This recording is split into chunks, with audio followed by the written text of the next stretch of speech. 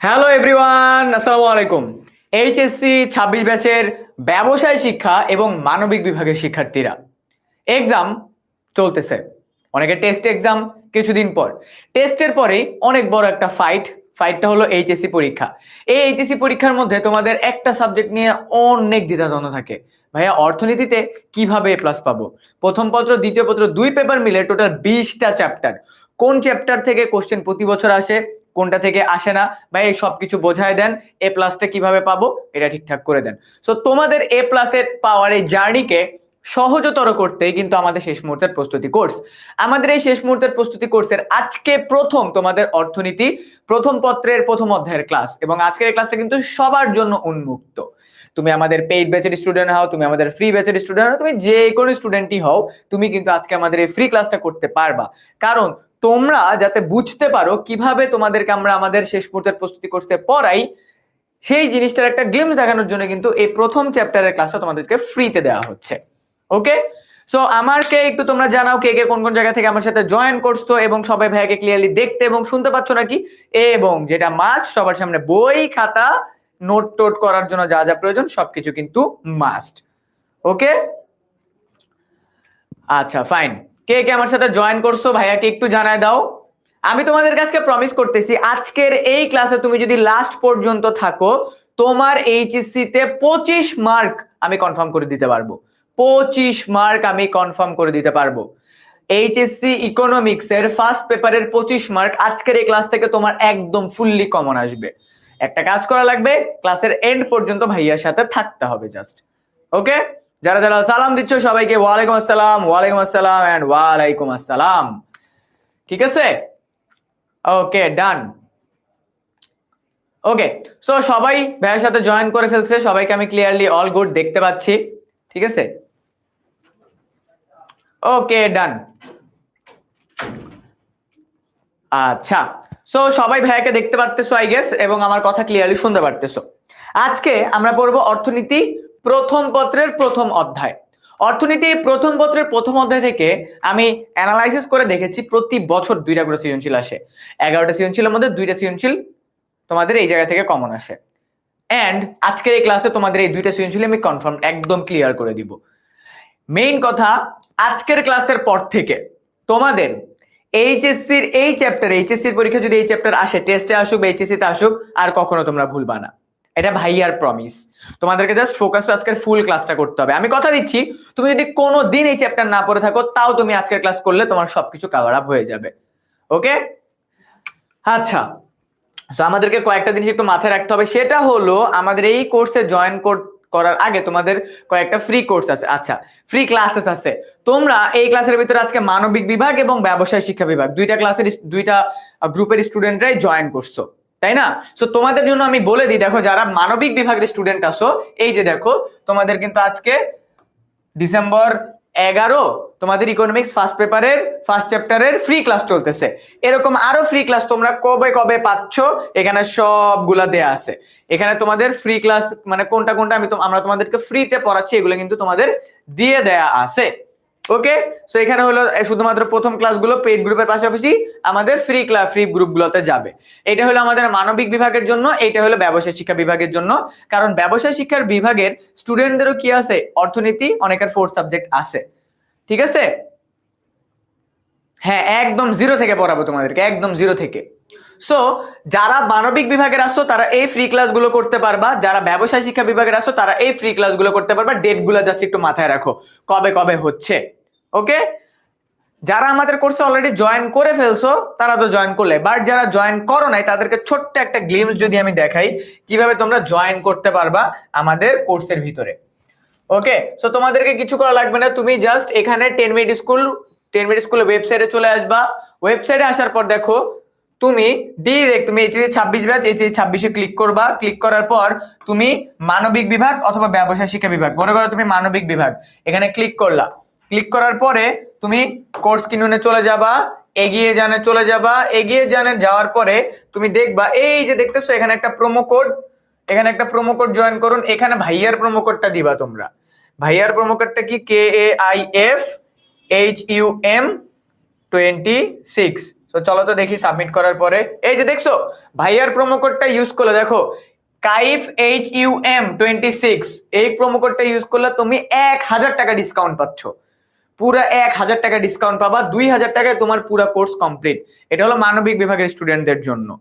ওকে, কেউ যদি ব্যবসায় শিক্ষা বিভাগের হয়ে থাকো, ব্যবসায় শিক্ষা বিভাগের যদি কেউ হয়ে থাকো, সে যদি কোর্স কিনতে চাও তার জন্য ভাইয়ার আলাদা প্রোমো কোড আছে। লেটস সি, মনে করো তুমি মানবিক বিভাগ, তুমি তো প্রোমো কোড বুঝে গেলে আমার প্রোমো কোড কোনটা। তুমি যদি ব্যবসায় শিক্ষা বিভাগের স্টুডেন্ট হও, কোর্স কিনতে চলে গেলা, এগিয়ে জানে ক্লিক করলা, তারপরে এই যে দেখতেছো প্রোমো কোড, দেখো 2350 টাকা কোর্সের প্রাইস। তুমি যদি ভাইয়ার প্রোমো কোডটা ইউজ করো, প্রোমো কোড কি KAIFBST মানে বিজনেস স্টাডিজ 26, ডান। 1100 টাকা ডিসকাউন্ট পাচ্ছ তুমি, 1100 টাকা ডিসকাউন্ট। দেখতেছো, তুমি যদি মানবিক বিভাগের শিক্ষার্থী হও তুমি 1000 টাকা ডিসকাউন্ট পাবা, যারা ব্যবসায় শিক্ষা বিভাগের আছো তারা 1100 টাকা ডিসকাউন্ট পাবা ভাইয়ার প্রোমো কোডটা ইউজ করলে। হিউম্যানিটিস এর জন্য প্রোমো কোড কি? হিউম্যানিটিস এর জন্য প্রোমো কোড হলো কাইফ HUM26, ব্যবসায় শিক্ষা বিভাগের জন্য কাইফ BST26। সো তুমি ডাইরেক্ট আমাদের কোর্সে জয়েন করে ফেলবা, তোমার A+ নিশ্চিত করে ফেলবা। অনেক কথা হইছে, এবার পড়ায় যাব। অনেক কথা হইছে, ওকে ডান, এতটুকু আমরা বুঝে গেছি। নাও এবার তোমাদের সবার জন্য একটা প্রশ্ন, ঠিক আছে? এবার তোমাদের সবার জন্য একটা প্রশ্ন, ইকোনমিক্স ইজ অল অ্যাবাউট মানি, এই কথাটা কি সত্যি? অর্থনীতি বলতে আমরা শুধুমাত্র টাকাকে বুঝি, এটা কি সত্যি? আমরা কিন্তু পড়াতে অলরেডি চলে আসছি, আমাকে এটা কোশ্চেনটার একটু অ্যান্সার করো। অর্থনীতি বলতে আমরা শুধুমাত্র টাকা পয়সাকে বুঝি, মানে লেজিট অর্থনীতি বলতে কি আমরা শুধুমাত্র টাকা পয়সাকে বুঝি নাকি না? ইয়েস অর নো, এটা আমাকে একটু বলো। অনেকে বলতেছে নো, অনেকে বলতেছে ইয়েস, আবার অনেকে বলতেছে নো। দেখি কে কি বলতেছে।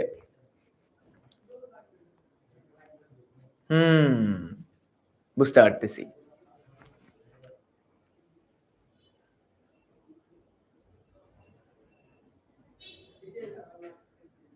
ইয়াপ, অনেকে বলতেছে অর্থনীতি বলতে শুধুমাত্র টাকা, অনেকে বলতেছে অর্থনীতি বলতে শুধুমাত্র টাকা না। রাইট অ্যান্সার হচ্ছে অর্থনীতি বলতে আমরা শুধুমাত্র টাকাকে বুঝতেছি না। তাহলে প্রশ্ন, অর্থনীতি আসলে কি? অর্থনীতি আসলে কি? এই অর্থনীতি আসলে কি এটা নিয়ে একজন সুন্দর মানে একটু নাদুস নদুস টাইপের একটা লোক অনেক সুন্দর একটা বক্তব্য দিছে। লোকটাকে দেখতে অনেকটা এই রকম, বুঝছো? লোকটাকে দেখতে অনেকটা এই রকম।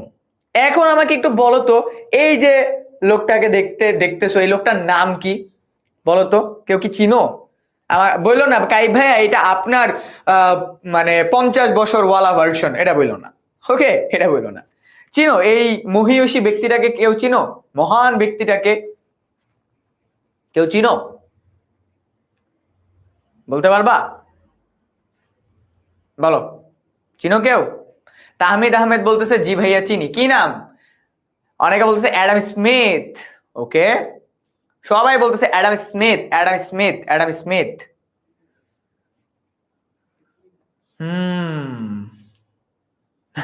ভাইয়া আপনার ফিউচার ভার্সন না, আমার ফিউচার ভার্সন না ভাইয়া। ওকে, এই লোকটা হলো কে? এই লোকটা হলো অধ্যাপক এল রবিন্স। মনে রাখবা, অর্থনীতির সবচেয়ে সূক্ষ্ম ধারণা দিচ্ছে অধ্যাপক এল রবিন্স। তোমাদের এইচএসসি পরীক্ষায় কোনো না কোনো সৃজনশীলের ক মার্কে এটা আসবেই, অর্থনীতি কি? কোনো না কোনো সৃজনশীলের ক মার্কে আসবেই অর্থনীতি কি। তখন তোমরা লিখবা অর্থনীতি হলো এমন একটি বিজ্ঞান যা অসীম অভাব ও বিকল্প ব্যবহারযোগ্য দুষ্প্রাপ্য সম্পদের মধ্যে সমন্বয় সাধন সংক্রান্ত মানুষের আচরণকে বিশ্লেষণ করে। সহজ করে বোঝাচ্ছি, অর্থনীতি হলো একটা বিজ্ঞান যা অসীম অভাব, মানে আমাদের অভাব অসীম, যা অসীম অভাব এবং বিকল্প ব্যবহারযোগ্য সম্পদ।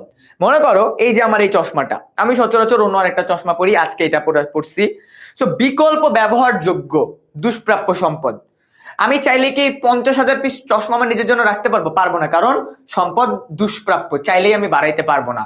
বিকল্প, আমি আমার আরেকটা চশমা নাকি এইটা ইউজ করবো, এই দুইটার মধ্যে আমি কোনটাকে ইউজ করতেছি ওটা কিন্তু টোটালি আমার উপরে, তাই না?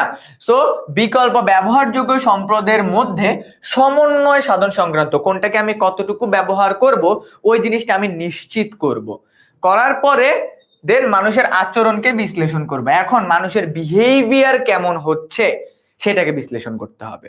মানুষের বিহেভিয়ার কেমন হচ্ছে, আমাদের আচার আচরণ কেমন হচ্ছে, ওইটাকে বিশ্লেষণ করতে হবে। মনে করো তুমি ঘুম থেকে উঠছো, উঠে পড়তে বসছো, পড়তে বসলে আন্টির তোমাকে দেখলে তার বিহেভিয়ার এক ধরনের হলো। আবার মনে করো তুমি সকাল 10টা পর্যন্ত ঘুমাচ্ছ, তখন আন্টির বিহেভিয়ার আরেক ধরনের হলো। দেখবা দূর থেকে একটা খুন্তি তোমার দিকে উড়ে আসতেছে, টাং করে তোমার মাথায় এসে লাগছে একটা খুন্তি বা একটা চিরুনি। তো এই যে দেখতেছো, আচরণকে বিশ্লেষণ করতেছে আমাদের কাজের মাধ্যমে। ওকে, আচরণ বিশ্লেষণ হচ্ছে কি আমাদের কাজের মাধ্যমে। এন্ড এইটাকে আমরা বলতেছি, দেখো এই যে আমাদের অর্থনীতির পুরো সিম্পলেস্ট ডেফিনেশন এখানে আমাদের দিয়ে দিছি, একদম সহজতর ডেফিনেশন।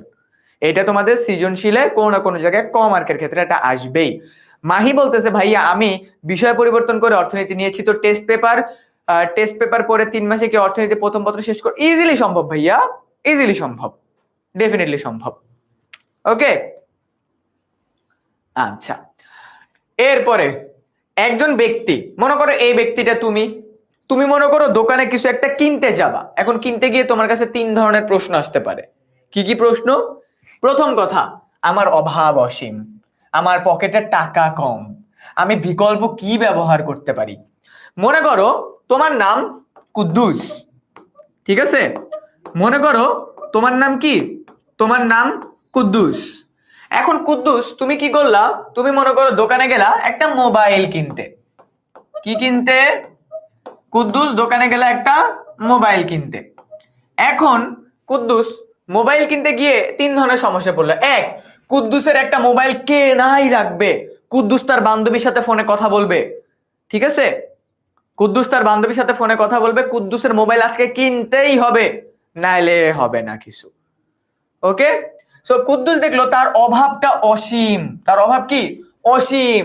তার একদম কিনাই লাগবে, কিনাই লাগবে। এবার কুদ্দুস দেখলো কি, তার কাছে টাকা আছে 20,000। কত টাকা আছে? 20,000।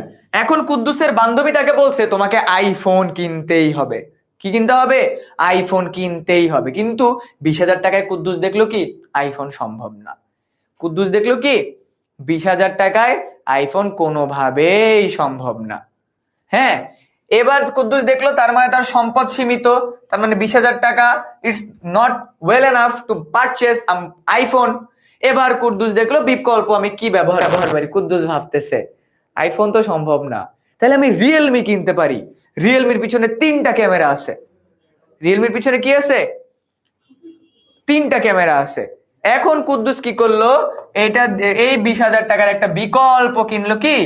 রিয়েলমি ফোন কিনে নিল 3 ক্যামেরাওয়ালা, ঠিক আছে? একটা 3 ক্যামেরাওয়ালা কুদ্দুস কি করলো? রিয়েলমি কিনে নিল। তো এই যে দেখো অর্থনীতিতে আমাদের 3টা সমস্যা আমরা বুঝলাম। এক, অর্থনীতিতে আমাদের প্রথম সমস্যা আমাদের অভাব অসীম, অনেক অভাব আমাদের, টাকা পয়সাও কম, কুদ্দুসের মতো টাকা পয়সাও কম। এরপর যখন আমাদের টাকা পয়সা কম থাকে আমরা কি করি? কম টাকার জিনিস কিনি। আমরা কি করি? আমরা কি কম টাকার জিনিস কিনি, ঠিক আছে? ভাইয়া কি স্যার এই কমেন্ট গুলো কি শুধু প্রাইভেট গ্রুপের মধ্যেই থাকবে? হ্যাঁ, প্রাইভেট গ্রুপের মধ্যেই থাকবে। তো দেখতেছো এই কুদ্দুস এখন কি করলো? বাধ্য হয়ে রিয়েলমি কিনলো, কিন্তু বান্ধবীর সামনে ফ্লেক্স দিতেছে আইফোন দিয়ে, ঠিক আছে? আচ্ছা, এইবার চলো, আরে এই ব্যক্তিকে, ওই যে সেই কুদ্দুস, হ্যাঁ ওই যে কুদ্দুসকে আমরা দেখলাম। সেই কুদ্দুস ছোটবেলায় যে জায়গায় থাকতো, দেখো ওই জায়গাটার ভিতরে অনেক অভাব ছিল, অনেক অভাব, ঠিক আছে? অনেক অভাব। এখন কুদ্দুসের এই অভাবকে আমরা অর্থনীতিকে সব মৌলিক সমস্যা বলি। এটা কি? এটা হলো অভাব। কুদ্দুসের এই সমস্যাকে আমরা কি বলি? অভাব বলি। কুদ্দুসের অনেক অভাব, হ্যাঁ কুদ্দুসের কি অনেক অভাব। সো মানুষের উপযোগ মেটায় এমন বস্তুগত, এখন বলতে পারো ভাইয়া উপযোগ কি? উপযোগ মানে হলো অভাব পূরণের ক্ষমতা। খেয়াল করো, অভাব পূরণের ক্ষমতা। আমি তোমাদেরকে প্রমিস করতেছি ক্লাস কারো বোরিং লাগবে না, হ্যাঁ? এই যে কুদ্দুসের কথা বললাম, কুদ্দুস যখন ফোনটা কিনলো, ফোনটা কেনার পরে কুদ্দুস তার ফোন দিবে, দোস্ত আমি মোবাইল কিনে ফেলছি। এই যে কুদ্দুস মোবাইলটা কিনে ফেললো, তার একটা অভাব পূরণ হইলো, সে তার বান্ধবীর সাথে কথা বলতে পারবে, তাই না? কুদ্দুস তার বান্ধবীর সাথে কথা বলতে পারবে। এই যে কুদ্দুস তার বান্ধবীর সাথে কথা বলতে পারতেছে, এইটাই হলো তার উপযোগ, অভাব পূরণের ক্ষমতা। কি পূরণের ক্ষমতা? অভাব পূরণের ক্ষমতা। ওকে, আচ্ছা। এরপরে আমরা এটাকে কি বলি? বস্তুগত এবং অবস্তুগত সেবা পাওয়াকে আমরা অভাব বলে।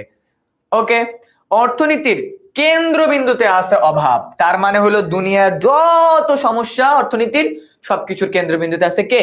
অভাব, অভাব, অভাব, অভাব, অভাব। মনে রাখবা, অর্থনীতির কেন্দ্রবিন্দুতে সবচেয়ে বড় সমস্যা হলো অভাব।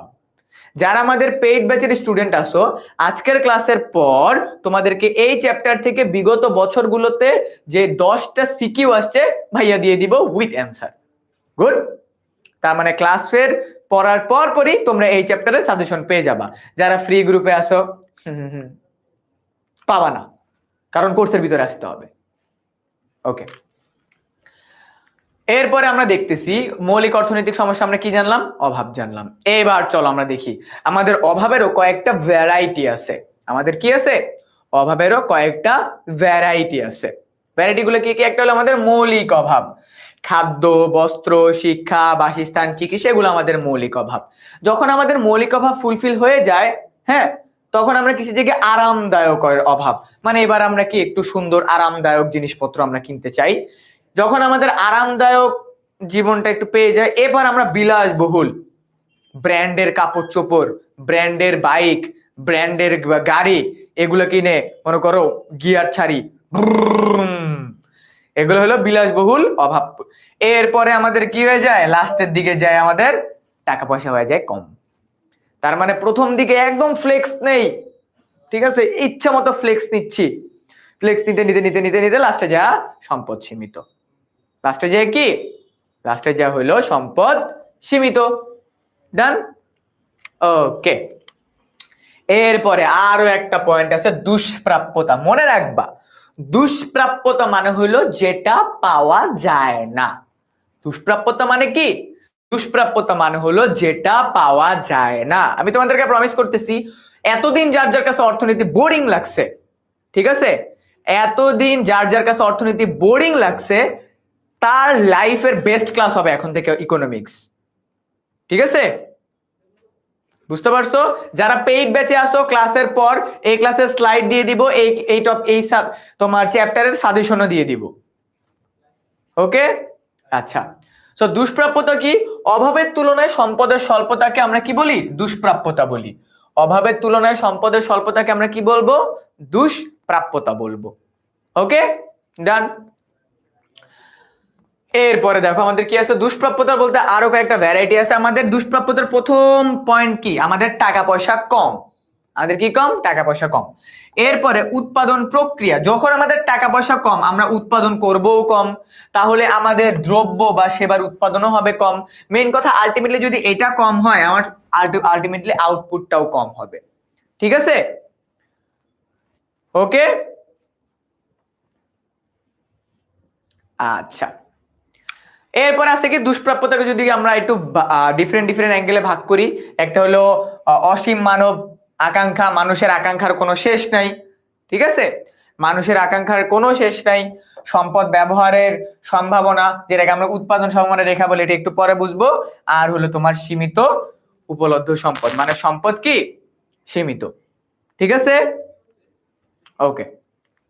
এরপরে আমরা দেখতেছি, আমরা আজকের এই ক্লাসে যে বললাম আমাদের যে যে টপিকগুলো সেগুলো কভার করব, সেখানে মেজর একটা টপিক, সেটা হলো উৎপাদন সম্ভাবনা রেখা, যেখান থেকে প্রতি বছর একটা করে সৃজনশীল আসেই, উৎপাদন সম্ভাবনা রেখা। সো এই যে উৎপাদন সম্ভাবনা রেখা, এটার পারতে হলে বা আমাদের অর্থনীতির যে সমস্যা, এটাকে সমাধান করতে হলে আমাদেরকে 3টা প্রবলেম সলভ করতে হবে। কয়টা প্রবলেম? আমাদেরকে 3টা প্রবলেম সলভ করতে হবে। কি কি? আমি কি উৎপাদন করব, কিভাবে উৎপাদন করব, কার জন্য উৎপাদন করব, এটা হলো মেইন সমস্যা। ওকে, আমি কি উৎপাদন করব, কিভাবে উৎপাদন করব, কার জন্য উৎপাদন করব।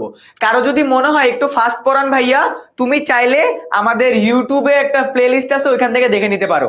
আমার এই ক্লাসে অনেক স্টুডেন্ট আছে যারা জীবনে পড়েই নেই এই চ্যাপ্টারটা, তাদেরকে আমার বোঝাইতে হবে। ঠিক আছে,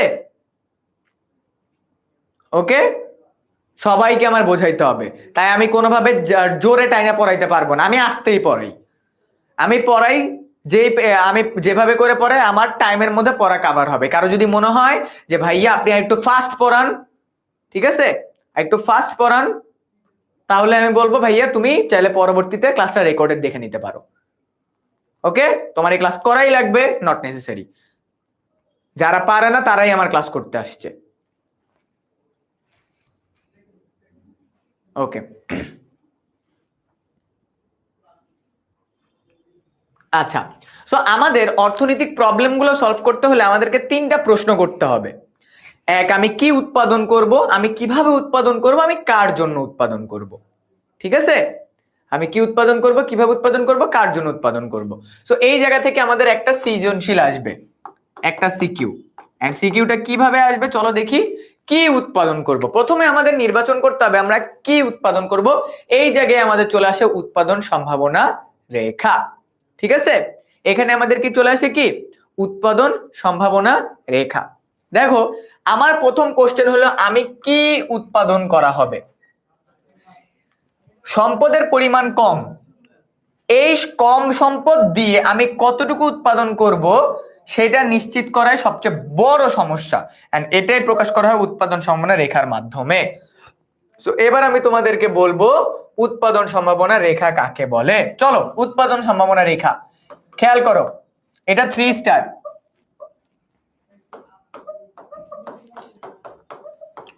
উৎপাদন সম্ভাবনা রেখা একবার পড়াবো পুরো টপিক ক্লিয়ার হয়ে যাবে, কেউ যদি না ফোকাস করো ধরা খেয়ে যাবা। ঠিক আছে, এইটা বারবার আসছে, বারবার আসছে এইটা।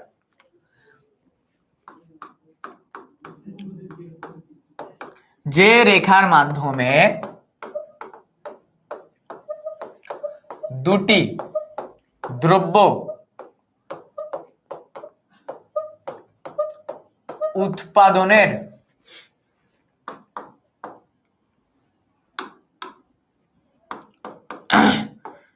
সম্ভাবনা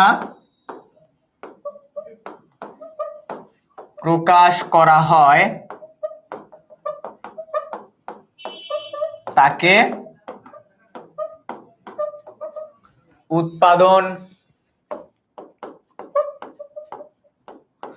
সম্ভাবনা রেখা বলে। ক্লিয়ার, যে রেখার মাধ্যমে দুইটা দ্রব্য উৎপাদনের সম্ভাবনা প্রকাশ পাওয়া যায় তাকে কি হয়, তাকে কি বলে, তাকে বলা যায় হলো তোমার উৎপাদন সম্ভাবনা রেখা। আমাদের পরীক্ষায় এখান থেকে সৃজনশীল কেমন আসবে সো চলো দেখি আমি তোমাদেরকে আমাদের সৃজনশীল সলভ করবো। এবার আমরা সৃজনশীল, চলো আমাদের পরীক্ষার ভিতরে এরকম একটা সূচি দেয়া থাকবে, সূচি। ওকে, এটা থাকবে আমাদের ধান, এটা থাকবে পাট,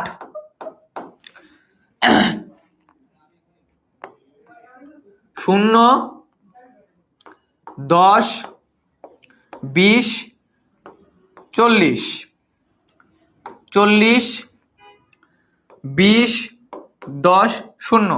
এইটা পরীক্ষায় আমাকে সৃজনশীলে দিয়ে দিবে, এইটা পরীক্ষায় কি করবে, সৃজনশীলে দিয়ে দিবে। আমাদের এখান থেকে বলবে কি উৎপাদন সম্ভাবনা রেখা আঁকো, গ নম্বরের প্রশ্ন আসবে।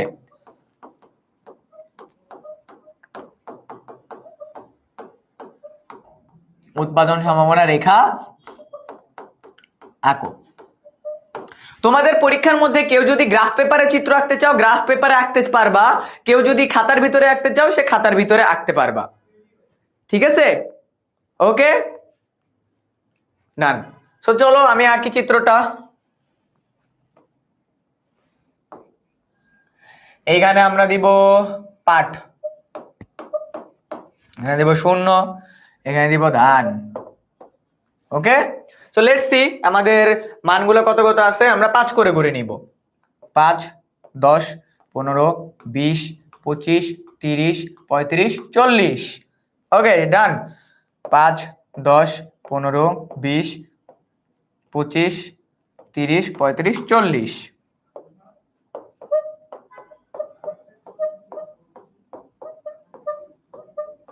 এই জায়গাটা ভালোভাবে খেয়াল করো, না হলে এই ক্লাস করেও কোনো লাভ হবে না। আমি আবারও বলতেছি, আমি ক্লাসে যা পড়াবো এইচএসসি এবং টেস্টে হুবহু তাই আসবে, তাই আসবে। আমরা কি করবো এবার, এই ধান এবং পাটের মানগুলা বসাবো। খেয়াল করো, ধান যখন 0 একক, এই যে দেখো 0, পাট তখন 40 একক, এই যে বিন্দু থাকবে এখানে। খেয়াল করো, ধান যখন 0, পাট তখন 40, তার মানে এই যে প্রথম বিন্দু। ধান যখন 10, পাট তখন 20, ধান যখন 10, পাট তখন 20, 10,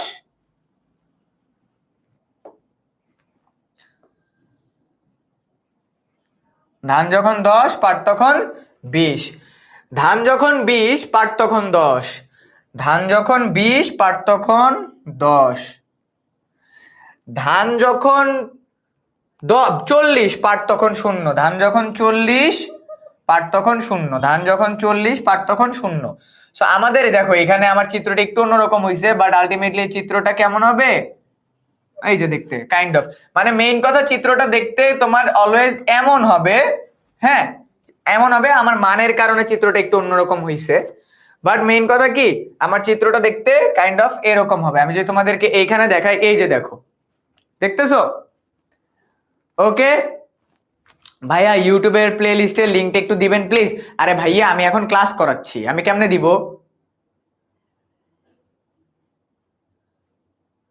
বলো, আমি এখন কেমনে দিব? আমি এখন ক্লাস করাচ্ছি না, আমি এখন কিভাবে ইউটিউবে লিঙ্ক দিব? খেয়াল করো, এই যে দেখছো আমার দিয়ে দিছে, আমি খাদ্য 50 একক উৎপাদন করলে যন্ত্র হবে 100, খাদ্য 100 একক হলে যন্ত্র হবে 50। এই যে দেখো, 100 হলে 50, 50 হলে 100, আমি ডিরেক্ট এখানে তৈরি করে দিছি, মান দিয়ে দিছি। ঠিক আছে ভাইয়া, কমেন্ট একটু দেখেন, কি দেখবো কমেন্টে বলো? ভাইয়া মান 10 থেকে নিতে পারবো? পারবা, যদি কোশ্চেনটা না দিয়ে দেয় নিজের মতো করে নিতে পারবা।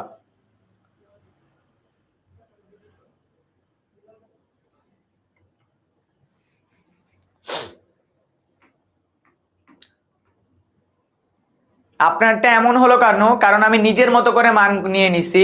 হ্যাঁ ভাইয়া, নোট করো, এটা আমাকে জিজ্ঞাসা করার কি আছে, করো নোট। ভাইয়া খাতায় আঁকলে মার্ক দিবে? হ্যাঁ খাতায় আঁকলে মার্ক দিবে। আজব কথা।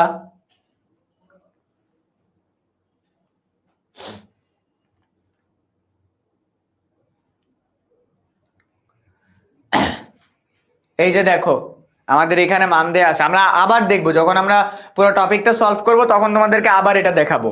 ভাই আরেকবার বুঝান, আপনারটা এমন হলো কেন? আরে আনিকা ভাই, আমি অ্যাজাম্পশন করে মান নিছি, অ্যাজাম্পশন করে নিছি।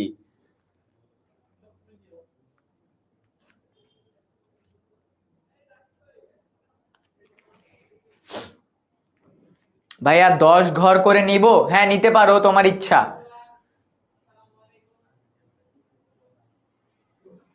ভাইয়া আরেকবার বুঝান, সামনে আবার টপিক আসবে তখন আবার বোঝাই দিচ্ছি। এবার কথা হলো কিভাবে উৎপাদন করব, ওই যে সেম কথা। আমার দেখো, কিভাবে উৎপাদন করার ক্ষেত্রে আমাদেরকে দুইটা জিনিস মাথায় রাখতে হবে। আমরা কি টাকা বেশি নিব, নাকি আমরা শ্রম বেশি নিব?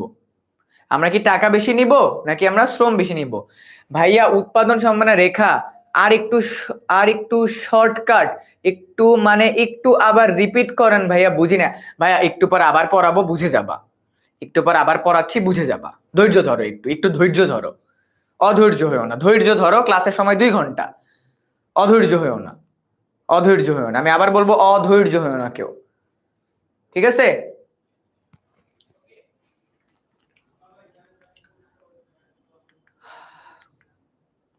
আচ্ছা, এটা আসবে না আমাদের, কার জন্য উৎপাদন করব। ওকে চলো, এই যে আমাদের একটা সিকিউ, চলো এখানে মানগুলা দেখো। তোমরা এতক্ষণ ধরে বললো না, এই যে দেখো, এটা আমাদের একটা বোর্ডের এমসিকিউ, এটা আমাদের কি একটা বোর্ডের সিকিউ।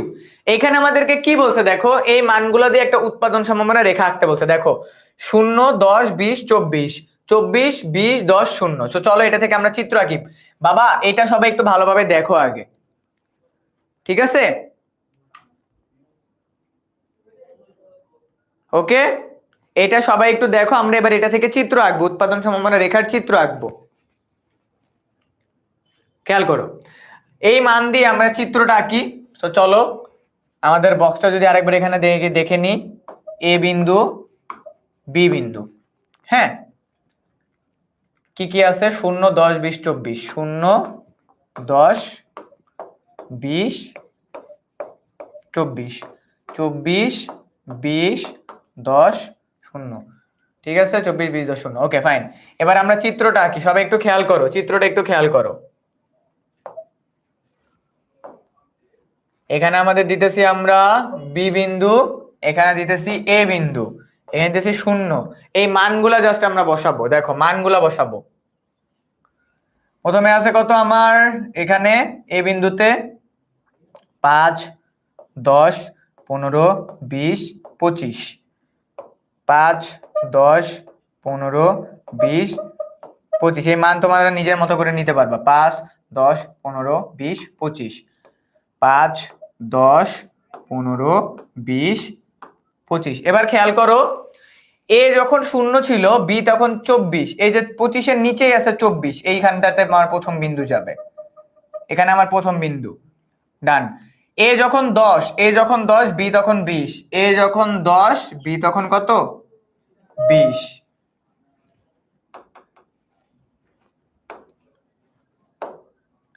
এ যখন 10, বি তখন 20, এ যখন 20, বি তখন 10, এ যখন 20, বি তখন 10, এ যখন 24, বি তখন 0, এ যখন এই যে 24, বি তখন 0। এবার দেখো এই যে আমি চিত্রটা আঁকলাম, এই বিন্দুগুলোকে যোগ করে দিব, এটা হলো আমার উৎপাদন সম্ভাবনা রেখা। এটা হলো আমার উৎপাদন সম্ভাবনা রেখা। এই চিত্রটা কেউ ভালোভাবে আঁকলে সে ফুল মার্ক পাবা, ফুল মার্ক পাবা, ঠিক আছে? ওকে ভাইয়া, আপনি পাস নিচ্ছেন যে বক্সে দেওয়া নাই, তোমরা তোমরা এইচএসসি পরীক্ষা দিবা, এখন এই প্রশ্ন করতেছো? এই চিত্রটাকে সুন্দর করে আঁকতে হলে মানগুলাকে একটু ভালোভাবে নিতে হবে, চিত্রটাকে সুন্দর করে আঁকতে হলে মানগুলাকে একটু ভালোভাবে নিতে হবে, ঠিক আছে? ক খ পারি না, ক খ না পারলে কি পড়ো, ক খ পারো না, না পারলে পড়ো। ওকে হ্যাঁ, তোমাদের পেইড গ্রুপের ভিতরে ক্লাসের পর লিংক দিয়ে দিব, ক্লাসের পর লিংক দিয়ে দিব। ভাইয়া প্রশ্নে বাংলা নম্বর থাকলে ইংলিশে দিব না, বাংলা নম্বর থাকলে বাংলাতেই অ্যান্সার করব, ঠিক আছে? বাংলা নম্বর থাকলে বাংলাতেই অ্যান্সার করবা। ওকে, এটা থাকবে তোমাদের গ মার্কের জন্য, গ মার্কের জন্য থাকবে এইটা। তোমাদের ঘ মার্কে কি বলছে দেখো, এ বি দুইটাই কি 20 একক আঁকা সম্ভব? মানে তোমাদের ঘ নাম্বারে বলছে এ আর বি দুইটাই কি 20 20, এটা পসিবল নাকি? আমরা চলো ঘ নম্বরটা এবার আঁকি, ঘ নম্বরটা, চলো ঘ নম্বরটা এবার আমরা আঁকি। খেয়াল করে, এখানে ছিল আমাদের বি বিন্দু, এখানে ছিল আমাদের এ বিন্দু, 0 5 10 15 20 25, 5 10 15 20 25, 5 10 15 20 25, 5 10 15 20 25। ওকে দিয়ে দিলাম। এবার চলো আমরা আঁকি। প্রথমটা হবে 24, তার মানে এইখানে। দ্বিতীয়টা হবে হলো তোমার 20 হলে 10, 10 হলে 20, এরপরটা হলো 24। মানে গয়ের চিত্রটা আমরা এখানে আরো একবার আঁকবো। এই যে বিন্দুগুলো পেলাম, আমাদেরকে ঘ নম্বরে বলছে এ ও বি দুইটাই কি 20 একক সম্ভব? তার মানে কি এ ও 20 হবে, বি ও 20 হবে। এটা আমি যদি ইয়েলো মার্ক দিয়ে দেখাই, এ বিন্দু 20, বি বিন্দু 20, তার মানে বিন্দুটা এইখানে আসবে। মনে রাখবা এইটাকে বলা হয় অঅর্জনযোগ্য বিন্দু, অঅর্জনযোগ্য বিন্দু। তার মানে আমরা বুঝতেছি ঘ নম্বরে যেটা বলছে দুইটাই 20 একক, এটা পসিবল না, ঠিক আছে? এটা পসিবল না। যারা আমাদের পেইড ব্যাচের স্টুডেন্ট আছো তাদেরকে সহজভাবে ব্যাখ্যা কিভাবে লিখতে হয় আমি ব্যাখ্যা লিখে গ্রুপের ভিতরে দিয়ে দিব। আমাদের যারা পেইড ব্যাচের স্টুডেন্ট আছো ব্যাখ্যা কিভাবে লিখতে হয় লিখে আমি তোমাদের গ্রুপের ভিতরে দিয়ে দিব। ওকে বাবা, তোমাদের ক খ এমসিকিউ গ ঘ সব সাজেশন পাবা, পেইড গ্রুপের পোলাপানরা সবাই পাবা। ঠিক আছে, পিপিসি জিনিসটা কি? Production possibility curve. আরে বাবা রে, এই যে এইটাকেই বলা হয় পিপিসি।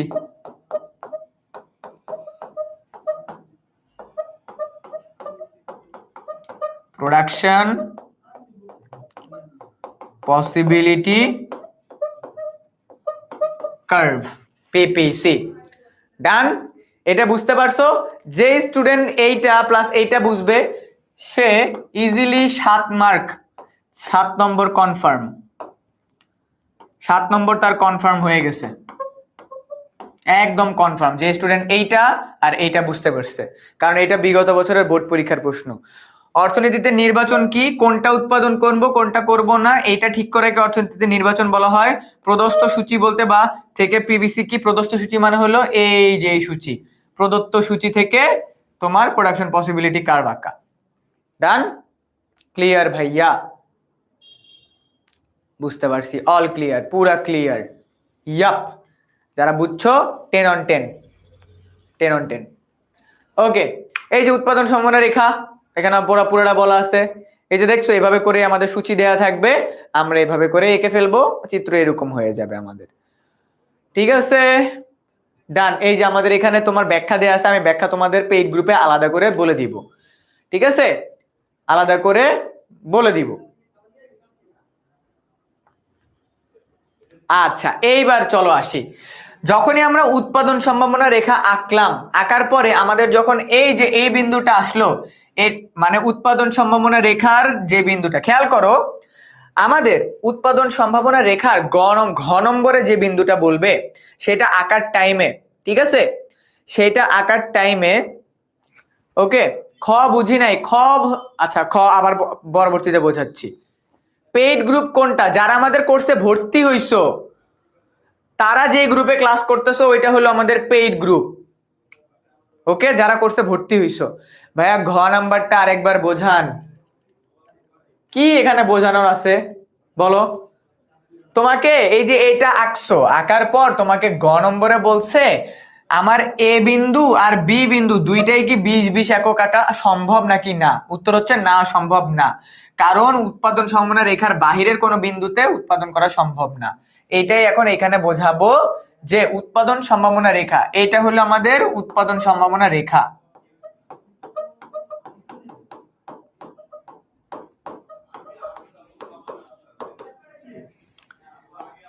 এটা হলো আমাদের উৎপাদন সম্ভাবনা রেখা। খেয়াল করো একটা কোম্পানি বা একজন ব্যক্তি কতটুকু উৎপাদন করে, যেটা যতটুকু তার সামর্থ্য সে ততটুকু উৎপাদন করে, তাই না? যতটুকু উৎপাদন করা সম্ভব ততটুকু সে উৎপাদন করে। ওকে, এই যে যতটুকু উৎপাদন করা সম্ভব, ফর এক্সাম্পল মনে করো তুমি ভাত খাইতে পারো 2 প্লেট, তো এইটা হলো তোমার 2 প্লেট ভাত। এখন তুমি যদি বাসায় এসে হাফ প্লেট ভাত খাও, ঠিক আছে, তুমি যদি বাসায় এসে হাফ প্লেট ভাত খাও, সেটা হবে তোমার পেট ভরলো না, এটা হবে তোমার বেকারত্ব বিন্দু। এটা হবে কি বিন্দু? বেকারত্ব বিন্দু। আর যখনই তুমি উৎপাদনের বাহিরে চলে যাবা এটা হয়ে যাবে তোমার অর্জনযোগ্য বিন্দু। অর্জনযোগ্য বিন্দু, এটা একটু মাথায় নাও। ভাইয়া আপনার মাথায় তো গরম কেন? তোমরা এইচএসসি পরীক্ষা দিবা কিছুদিন পরে, তোমরা এই ফার্স্ট চ্যাপ্টারের এই জিনিসগুলা পারতেছো না, তোমরা বুঝতেছো? তোমরা এইচএসসি পরীক্ষা দিবা কিছুদিন পর, তোমরা প্রথম অধ্যায়ের প্রথম টপিকই পারো না, মানে আমার মাথা কাজ করতেছে না, আমি লেজিট বুঝতে পারতেছি না। তোমরা প্রথম অধ্যায়ের প্রথম টপিক পারো না।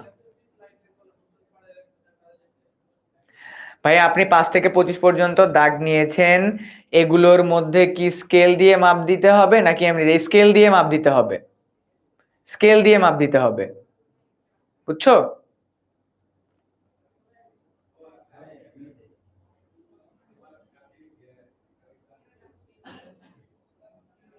ভাই আপনি তো বলছেন আপনারা না পারলে আপনি আসেন, কিন্তু তোমরা তো পড়তেছো না,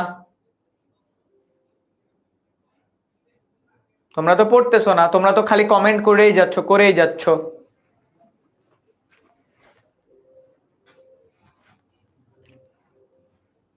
ভাইয়া গ্রাফের মধ্যে দেখালে ভালো হয়, আমি এখানে গ্রাফ আনতে পারবো না এখন, ঠিক আছে?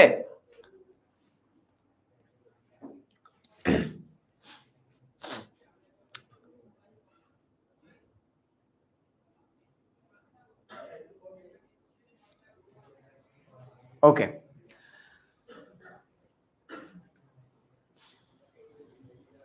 আচ্ছা এইবার আমাদের এখানে আরো একটা টপিক আছে, বাট এখান থেকে সচরাচর প্রশ্ন আসে না, তাও আমি তোমাদেরকে বলি। মনে করো এরকম আরেকটা চিত্র দেয়া থাকলো, এটা কি, দেখো উৎপাদন সম্ভাবনা রেখার মাধ্যমে আমরা আরো একটা জিনিস জানতে পারি। একটা দেশ, মনে করো বাংলাদেশ কোন দ্রব্য উৎপাদন করতে সক্ষম, বেকারত্ব বিন্দুটা আরেকবার বোঝান। আচ্ছা, বেকারত্ব বিন্দু মানে হলো যদি উৎপাদনের থেকে কম উৎপাদন করি, মানে আমার উৎপাদন সম্ভাবনা রেখার থেকে, মনে করো আমার উৎপাদন সম্ভাবনা রেখা তো আসতেছে এইরকম, এখন আমাকে ঘ নম্বরে যে মান দিছে ওই অনুযায়ী আমার উৎপাদন আসতেছে এইখানে, তখন হবে আমার বেকারত্ব বিন্দু। আর যদি বাহিরে আসে তখন আমার হবে কি, অর্জনযোগ্য বিন্দু। ঠিক আছে, ওকে।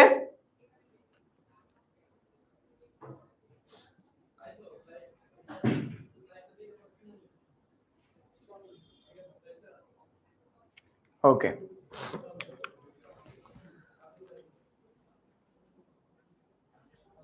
দেখো এখানে আমাদেরকে বলছে বাংলাদেশ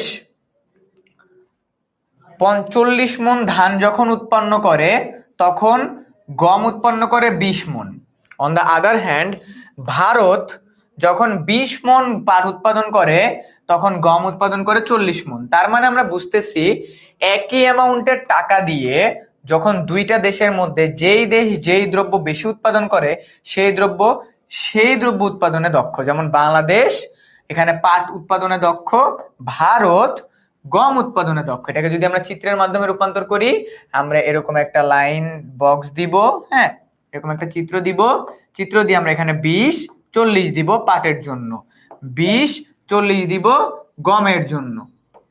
ঠিক আছে, এবার আমরা দিব যে বাংলাদেশ যখন 20 একক গম উৎপন্ন করে তখন ধান উৎপন্ন করে কত, 40 একক। আবার আরেকটা হইলো যখন 40 একক করে তখন হয় 20 একক। এইবার যখন যে পাট যেখানে 40 সেটা বাংলাদেশ বেশি উৎপন্ন করতেছে, আবার যেখানে গম বেশি সেটা ভারত ভালো উৎপাদন করতেছে। এটা তোমাদের এমসিকিউতে আসতে পারে, ঠিক আছে, এটা তোমাদের এমসিকিউতে আসতে পারে। ওকে, বুঝতে পারছো? বুঝতে পারছো ভাইয়া?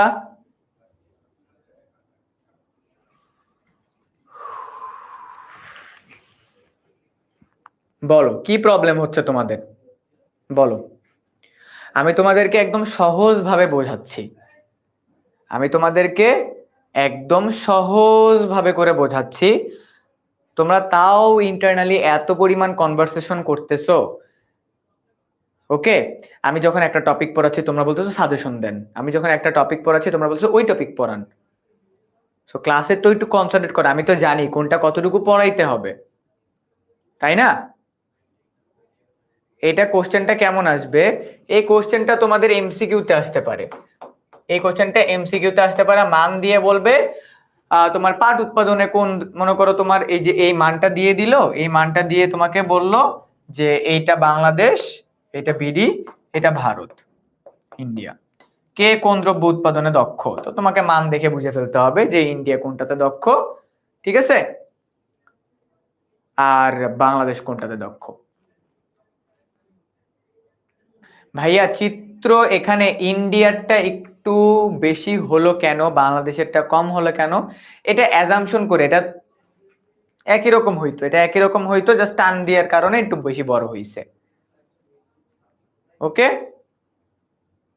কিন্তু এটা বুঝতে পারলাম না, এটা থেকে সৃজনশীল আসবে না, সো এটা চাইলে স্কিপও করা যেতে পারে, কোনো সমস্যা নেই। ওকে ভাইয়া আরেকবার বলবেন? ওকে চলো আরেকবার বলতেছি। মনে করো তুমি কোনো দ্রব্য, মনে করো এ আর বি,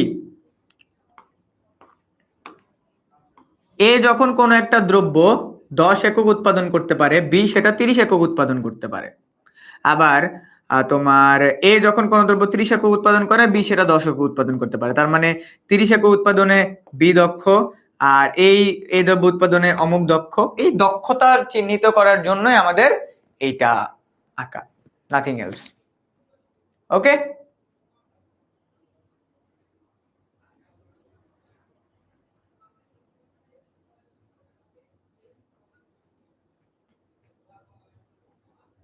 ঠিক আছে।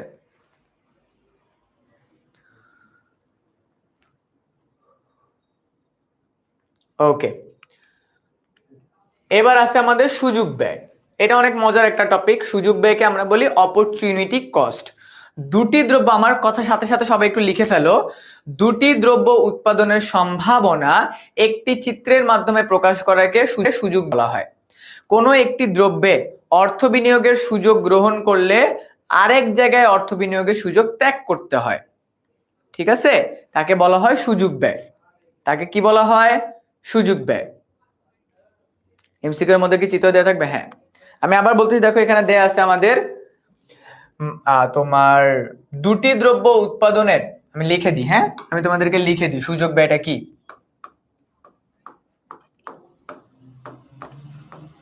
দুটি দ্রব্যের মধ্যে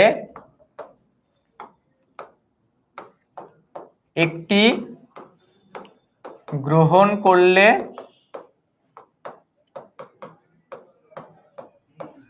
অন্যটি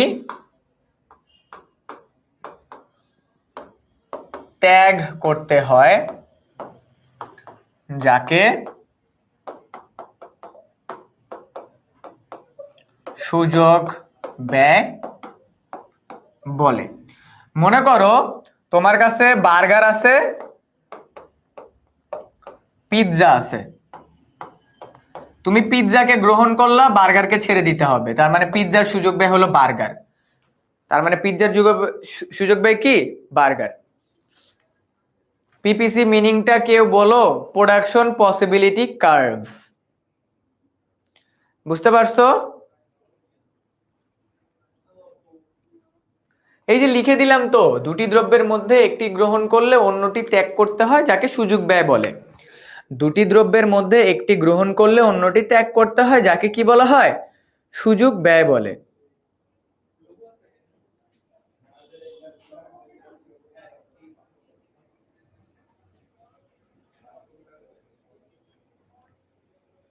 ওকে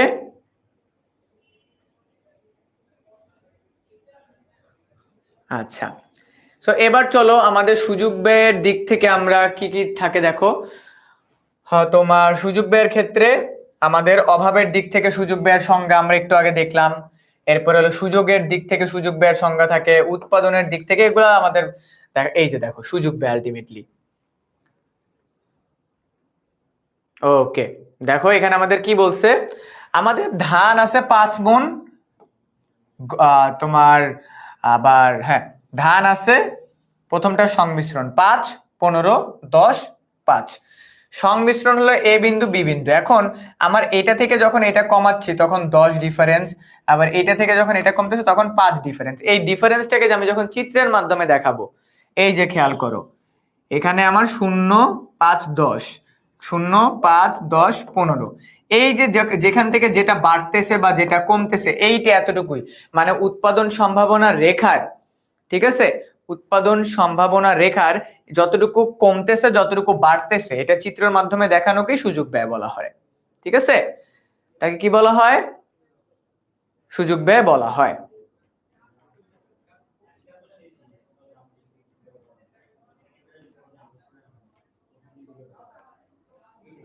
ওকে ডান। সো সুযোগ ব্যয়কে 3 ভাগে ভাগ করা হয়। ক্রমবর্ধমান সুযোগ ব্যয়, যেটা আস্তে আস্তে বাড়তে থাকবে। ক্রমহ্রাসমান সুযোগ ব্যয়, যেটা আস্তে আস্তে কমতে থাকবে। সমানুপাতিক সুযোগ ব্যয়, যেটা স্থির থাকবে।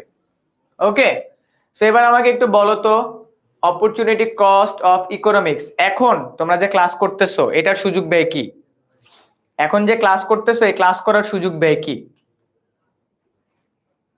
বলো, এখন যে ক্লাস করতেছো এই ক্লাস করার সুযোগ ব্যয়টা কি আমাকে বলতে পারবা? বলো তো, এখন যে ক্লাস করতেছো এই ক্লাস করার সুযোগ ব্যয় কি? আমি তোমাদেরকে যে টপিকগুলো পড়াচ্ছি ভাই, এই টপিকগুলো পড়ানোর পর তোমাদেরকে সিকিউ এমসিকিউ সলভ করাবো। জাস্ট একটু ধৈর্য ধরো প্লিজ, আই রিকোয়েস্ট। মাত্র ক্লাসে 40 মিনিট সময় গেছে, একটু ধৈর্য ধরো, ধৈর্য ধরো।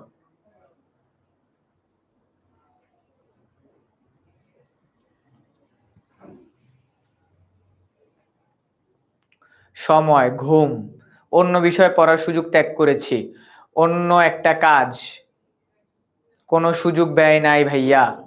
নিজের পড়ার টাইম বাদ দিয়ে লাইভ ক্লাস করতেছি। ওকে, লাইভ ক্লাস না করে মুভি দেখা, ঘরে বসে পড়তে পারি, হাঁটা সুযোগ ব্যয়। ওকে, ক্লাস করার জন্য নোট করতে না পারা, এটা সুযোগ ব্যয়। কলেজের এইচডব্লিউ প্লাস সেলফ স্টাডি। ওকে, সো অনেকের অনেক ধরনের সুযোগ ব্যয় আছে। তোমরা সবাই মোটামুটি তাহলে বুঝে গেছো যে সুযোগ ব্যয় বলতে আলটিমেটলি কি বোঝাচ্ছি। দেখো, আমাদের এই আজকের এই ক্লাসটা যারা বুঝবে,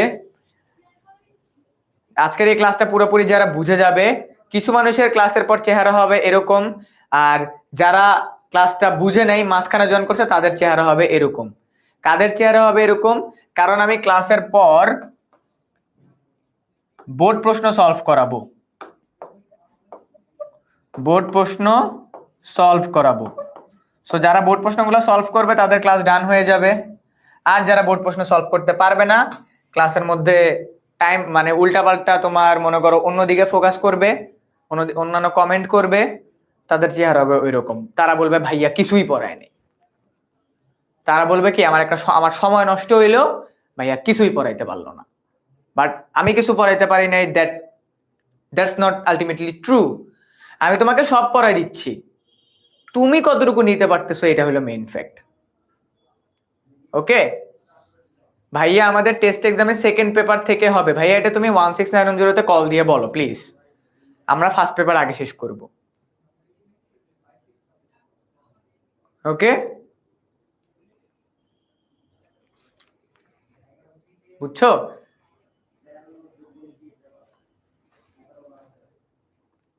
ক্লিয়ার?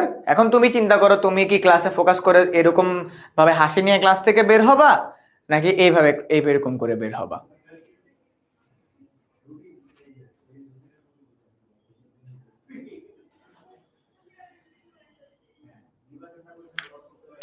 ওকে,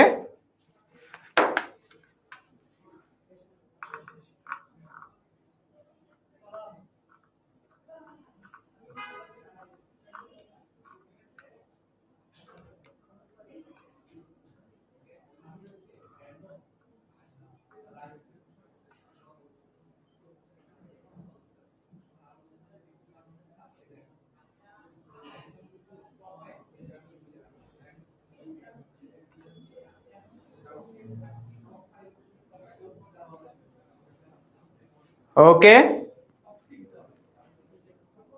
ডান ডান, ঠিক আছে। সো চলো আমরা সামনের দিকে আগাই। এইবার আমরা এমন একটা টপিক পড়বো যেখান থেকে আরো এক ধরনের সৃজনশীল আসবে। এবার আমরা পড়বো অর্থ ব্যবস্থা। দেখো, এই চ্যাপ্টার থেকে আমাদের দুই ক্যাটাগরির প্রশ্ন আসে, একটা আসে আমাদের উৎপাদন সম্ভাবনা রেখা থেকে, আরেকটা আমাদের আসে অর্থ ব্যবস্থা থেকে। কি থেকে? অর্থ ব্যবস্থা থেকে। এই অর্থ ব্যবস্থাকে আমরা 4 ভাগে ভাগ করি, এটা এইচএসসির একটা কোশ্চেন। অর্থ ব্যবস্থাকে কয় ভাগে ভাগ করা হয়? অর্থ ব্যবস্থাকে 4 ভাগে ভাগ করা হয়। একটা হলো ধনতান্ত্রিক অর্থ ব্যবস্থা, আমি সবগুলো উদাহরণ সব বুঝাবো। ধনতান্ত্রিক অর্থ ব্যবস্থা, সমাজতান্ত্রিক অর্থ ব্যবস্থা, তারপর হলো মিশ্র অর্থ ব্যবস্থা, আর হলো আমার ইসলামী অর্থ ব্যবস্থা। ওকে, আমাদের এইচএসসি তে পরীক্ষায় প্রশ্ন আসবে অর্থ ব্যবস্থাকে কয় ভাগে ভাগ করা হয়? উত্তর হলো অর্থ ব্যবস্থাকে আমরা 4 ভাগে ভাগ করতে পারি। কয় ভাগে? 4 ভাগে ভাগ করতে পারি। ওকে, আচ্ছা। সো আমরা একটা একটা করে দেখি এখান থেকে কিভাবে সৃজনশীল আসবে। আমরা আগে টপিকটা শেষ করি, দেন আমরা দেখতেছি। প্রথমে আমাদের আছে ধনতান্ত্রিক অর্থব্যবস্থা। তো চলো, ধনতান্ত্রিক অর্থব্যবস্থা বলতে বোঝায়, এখান থেকে দেখানোর থেকে বেশি আমি তোমাদেরকে আগে পড়ায় নি। চলো, ধনতান্ত্রিক অর্থব্যবস্থার মূল কনসেপ্ট হলো স্বাধীনতা। ধনতান্ত্রিক অর্থব্যবস্থার মূল কথা হলো স্বাধীনতা থাকবে, স্বাধীনতা থাকবে। এখন এই স্বাধীনতাগুলো কিরকম হবে? ভোগ করতে স্বাধীনতা, মানে আমরা কত টাকা ভোগ করব, কত টাকা নিজের প্রয়োজনে লাগাবো, তারপর হলো তোমার বিনিয়োগ করব কত টাকা, ওই জায়গাটাতে স্বাধীনতা থাকবে। ঠিক আছে, ভোগে স্বাধীনতা, বিনিয়োগে স্বাধীনতা, তারপর হলো তোমার কত টাকা আমরা খরচ করতে পারবো, কত টাকা আমরা আয় করতে পারবো। মানে মেইন কথা হলো সব কিছুতে নিজের স্বাধীনতা, সরকার কোনো কিছু বলবে না। যে অর্থ ব্যবস্থায়, ডেফিনেশনটা হলো যে অর্থ ব্যবস্থায় জনগণের ভোগ, আয়, খরচ, বিনিয়োগে সম্পূর্ণ স্বাধীনতা আছে, তাকে কি বলা হয়? তাকে বলা হয় তোমার ধনতান্ত্রিক অর্থ ব্যবস্থা। কেমন অর্থ ব্যবস্থা? ধনতান্ত্রিক অর্থ ব্যবস্থা। ওকে, আচ্ছা। সো এবার আমি যদি তোমাদেরকে এই ধনতান্ত্রিক অর্থ ব্যবস্থার একটা উদাহরণ দেখাই, জাস্ট দেখো। ধনতান্ত্রিক অর্থ ব্যবস্থায় যে যার মতো টাকা পয়সা কামাইতে পারে, যে যার মতো ইচ্ছা টাকা পয়সা কামাইতে পারে। আমি যদি তোমাদেরকে এক্সাম্পল দেই, একটু খেয়াল করো। হ্যাঁ, এক্সাম্পলটা যদি দেই একটু দেখো। মনে করো এইটা হলো তোমাদের সিয়াম ভাইয়া, এইটা হলো তোমাদের ফারদিন ভাই, এইটা হলো জাকি ভাই, এইটা হলো তারপর মনে করো এই যে উড়ে চলে যাচ্ছে, তারপর মনে করো ফারসিম ভাই, তারপর এই যে মনে করো বসে আছি, এটা হলো আমি। এখন আমরা এই জায়গা থেকে, দেশের ভিতর থেকে যে যত কোটি টাকা ইচ্ছা আমরা কামাইতে পারতেছি, এইটাকেই বলা হয় স্বাধীনতা। এটাকে বলা হয় কি? ধনতান্ত্রিক অর্থ ব্যবস্থা। তার মানে ধনতান্ত্রিক অর্থ ব্যবস্থায় আমাদের কোনো বাধা নিষেধ নাই। কোন অর্থ ব্যবস্থায় কোনো বাধা নিষেধ নাই? ধনতান্ত্রিক অর্থ ব্যবস্থায় আমাদের কোনো কি নাই? বাধা নিষেধ নাই। ওকে, বুঝতে পারছো? যে অর্থ ব্যবস্থা আমাদের কোনো ধরনের বাধা নিষেধ থাকবে না, তাকে আমরা বলবো ধনতান্ত্রিক অর্থ ব্যবস্থা। ক্লিয়ার? এই যে দেখো এখানে যে যার মতো ইচ্ছা টাকা পয়সা কামাচ্ছে, তার মানে আমরা আলটিমেটলি কি বুঝতেছি? স্বাধীনতা আছে, বিনিয়োগ যত ইচ্ছা করতে পারবো, ভোগ, আয়, খরচ যত ইচ্ছা তত বিনিয়োগ, আয়, ভোগ সবকিছু নিজের ইচ্ছা মতো করতে পারবো। Just like this picture. Okay, এইবার আমাদের আছে, চলো আচ্ছা, ধনতান্ত্রিক অর্থব্যবস্থার বৈশিষ্ট্যগুলো কি কি? সামাজিক শ্রম বিভাগ, মানে হলো কি তোমার শ্রমিকদেরকে ভাগ করা হয় বিভিন্ন ভাগে, মুনাফা ভিত্তিক একক উৎপাদন করা হয়, অবাধ প্রতিযোগিতা আছে, মানে যে যার মতো ইচ্ছা টাকা পয়সা কামাইতে পারে। তারপর হলো শ্রেণী বিভক্তি এবং আয় বন্টনে অসমতা থাকে, তার মানে কি এখানে তোমার মানে বৈষম্য করা হয়। তারপর হলো পুঁজি এবং উৎপাদনের কেন্দ্রীভূত মূলধন রপ্তানি, স্বয়ংক্রিয় বাজার ব্যবস্থাটা তোমরা অলরেডি জানো স্বয়ংক্রিয় বাজার ব্যবস্থা কি। ওকে, আমি তোমাদেরকে স্বয়ংক্রিয় বাজার ব্যবস্থাটা বলেছি। এবার তোমরা পুতুল নাচ শিখছো না, শুনছো না কথাটা, পুতুল নাচ? এই পুতুল নাচের সাথে আমাদের সমাজতান্ত্রিক অর্থ ব্যবস্থার একটা মিল আছে। পেইড গ্রুপের কমেন্ট সরে গেছে। সো এইটাকে আমরা কি বলতেছি দেখো, এটা দেখো পুতুল নাচ। আমরা একটু আগে যে আমাদের ধনতান্ত্রিক অর্থ ব্যবস্থাটা দেখছি, এইটার ঠিক উল্টা হলো আমাদের সমাজতান্ত্রিক অর্থ ব্যবস্থা। আমি যে তোমাদেরকে একটা এই দেখো, মনে করো এইটা হলো একটা ইনভিজিবল হ্যান্ড। এখন এটার মাধ্যমে সবকিছু কন্ট্রোল করা হচ্ছে। কি করা হচ্ছে? এটার মাধ্যমে সবকিছু কন্ট্রোল করা হচ্ছে। এই যে কন্ট্রোল করা হচ্ছে, তার মানে উপরে কোনো একটা পক্ষ আছে যে পুরো জিনিসটাকে নিজের আওতায় নিয়ে রাখছে। সমাজতান্ত্রিক অর্থ ব্যবস্থা বলতে বোঝায় যে অর্থ ব্যবস্থায় সরকারের নীতি নৈতিকতা মান্য করে কাজকর্ম করতে হয়, তাকে বলা হয় কি? সমাজতান্ত্রিক অর্থ ব্যবস্থা। ভাইয়া এগুলো কি পয়েন্ট মুখস্থ করবো? হ্যাঁ, পয়েন্ট মুখস্থ করে কনসেপ্টটা মাথায় রেখে লিখতে হবে। ওকে, বুঝতে পারছো?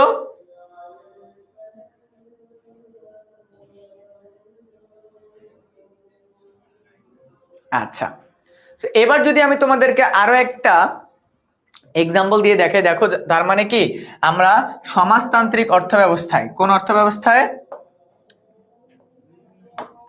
সমাজতান্ত্রিক অর্থ ব্যবস্থায়। সমাজতান্ত্রিক অর্থব্যবস্থায় কি নাই? স্বাধীনতা নেই, স্বাধীনতা নেই।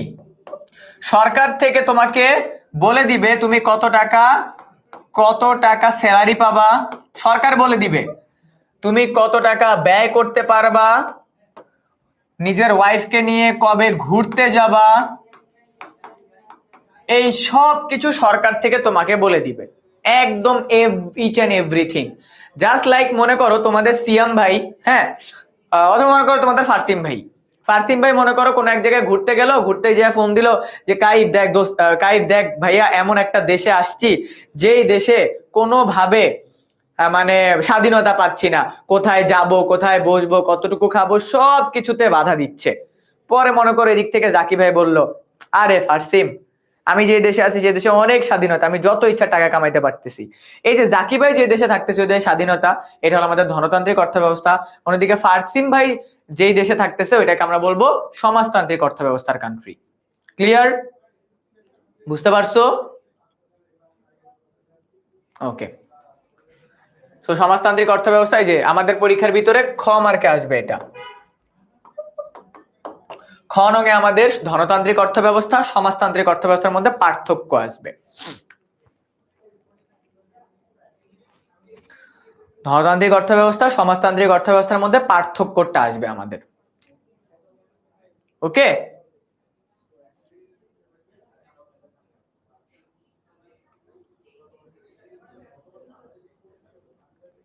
ওকে ভাইয়া, উদাহরণ হিসেবে একটা দেশের নাম বলেন এরকম যেটা সমাজতান্ত্রিক ব্যবস্থা আছে। ওকে, সমাজতান্ত্রিক অর্থ ব্যবস্থা আছে কোন কোন দেশে জানো? উত্তর কোরিয়া, উত্তর কোরিয়াতে আছে, কিউবাতে আছে, তারপর হলো চীনে আছে। চীন, কিউবা, উত্তর কোরিয়া, এরা সমাজতান্ত্রিক অর্থ ব্যবস্থার কান্ট্রি, এরা সমাজতান্ত্রিক অর্থ ব্যবস্থার কান্ট্রি। ওকে, উত্তর কোরিয়া, চীন আর কে? কিউবা। ডান? বুঝতে পারছো? ওকে, এরপরে আমরা যাচ্ছি আমাদের এই দেখো সোশ্যালিজম ভার্সেস ক্যাপিটালিজম। এইবার আমরা যাচ্ছি, দেখো এখান থেকে আমাদের পরীক্ষায় মিশ্র অর্থ ব্যবস্থা। দেখো মিশ্র অর্থ ব্যবস্থা কে কে আছে? ব্রিটেন, বাংলাদেশ, ভারত সহ প্রায় অধিকাংশ দেশই মিশ্র অর্থ ব্যবস্থা। এখন মিশ্র অর্থ ব্যবস্থা কি?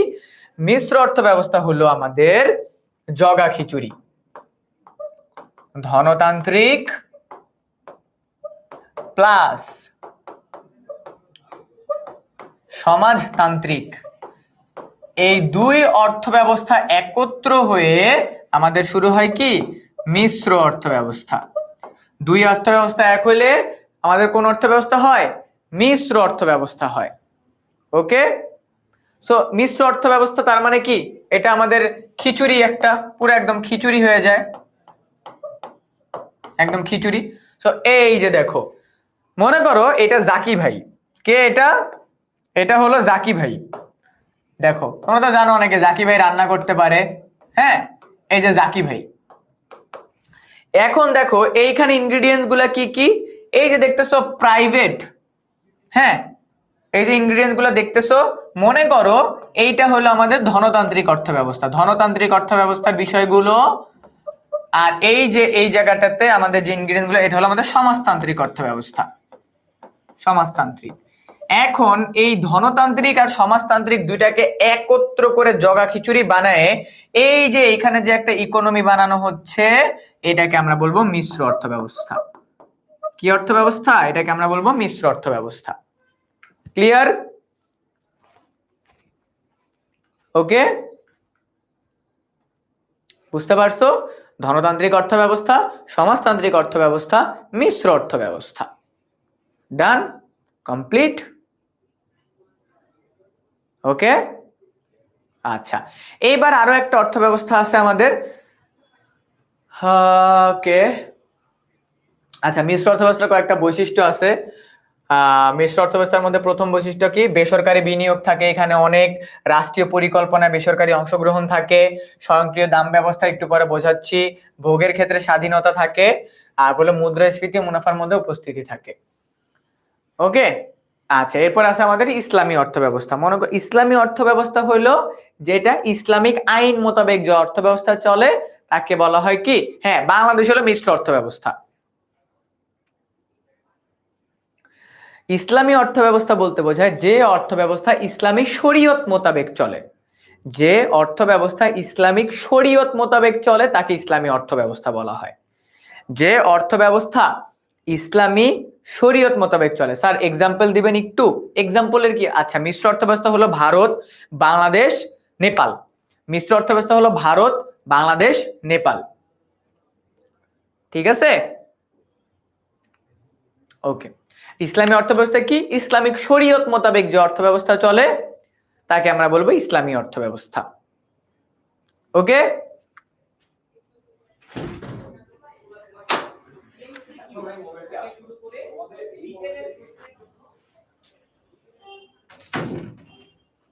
ওকে ডান।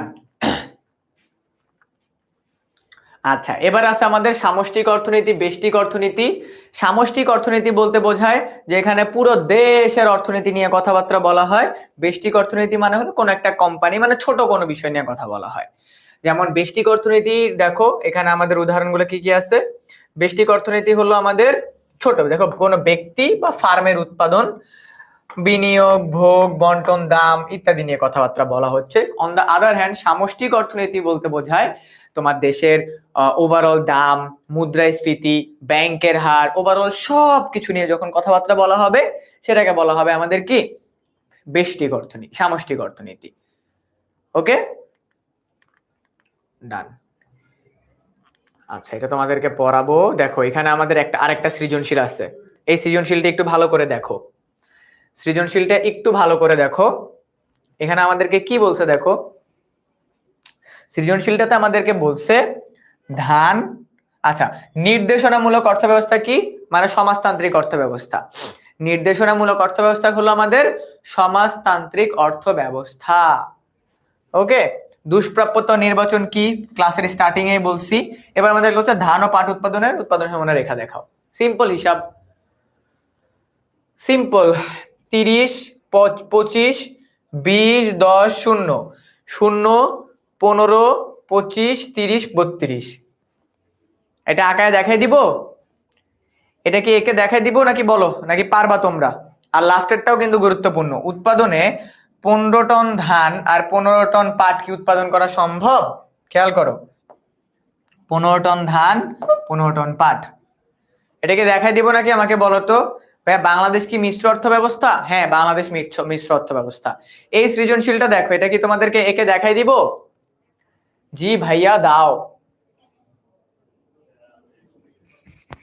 ওকে, পারবো। ন্যান্সি বলতেছে পারবো। ভাইয়া দেখায় দেন। ভাইয়া এটা একে দেখান। ওকে, একে দেখাচ্ছি।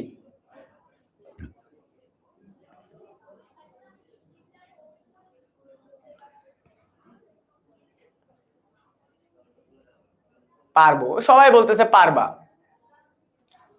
গ পারবো, ঘ পারবো না। ইন্টারেস্টিং, গ পারবো, ঘ পারবো না। আচ্ছা দেখো, আমি এখানে তোমাদেরকে চিত্রটা একে দেখাই আগে। আমি কি করব, আমি মনে করো এক্সট্রা একটা পেজ নিই, খেয়াল করো এখানে একে দেখাচ্ছি। সবাই একটু মনোযোগ দিয়ে খেয়াল করো, পেরে যাবা। হ্যাঁ মনোযোগ দিয়ে খেয়াল করো।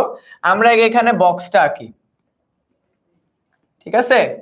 আমরা আগে এখানে বক্সটা আঁকি, খেয়াল করো বক্সের ভিতরে কি বলছে, আমাদের ধান পাট। এটা হইলো আমাদের ধান, এটা হইলো আমাদের পাট।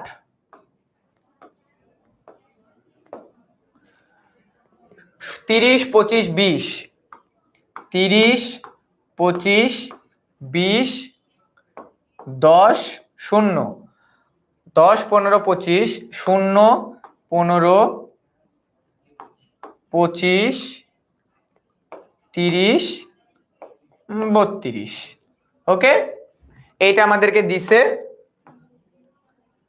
এটা আমাদেরকে দিছে। ওকে, এই জায়গাটা একটু খেয়াল রেখো। হ্যাঁ এই জায়গাটা একটু খেয়াল রাখো, এইটা আমাদের দিছে মান। আমরা এইটা অনুযায়ী গ নম্বরে আমাদেরকে বলছে উৎপাদন সম্ভাবনা। কি বলছে? উৎপাদন সম্ভাবনা। গ্রুপের এইগুলো দিয়ে দেন, একটা গ্রুপ সরে গেছে। উৎপাদন সম্ভাবনা রেখা আঁকো। তো আমরা কি করব, এই মানগুলো অনুযায়ী দেখো আমরা উৎপাদন সম্ভাবনা রেখাটা আঁকি আগে।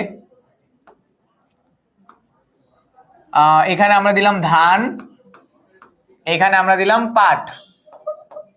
ওকে, এখানে আমরা দিলাম ধান, এখানে আমরা দিলাম কি পাট। খেয়াল রাখো ধান পাট।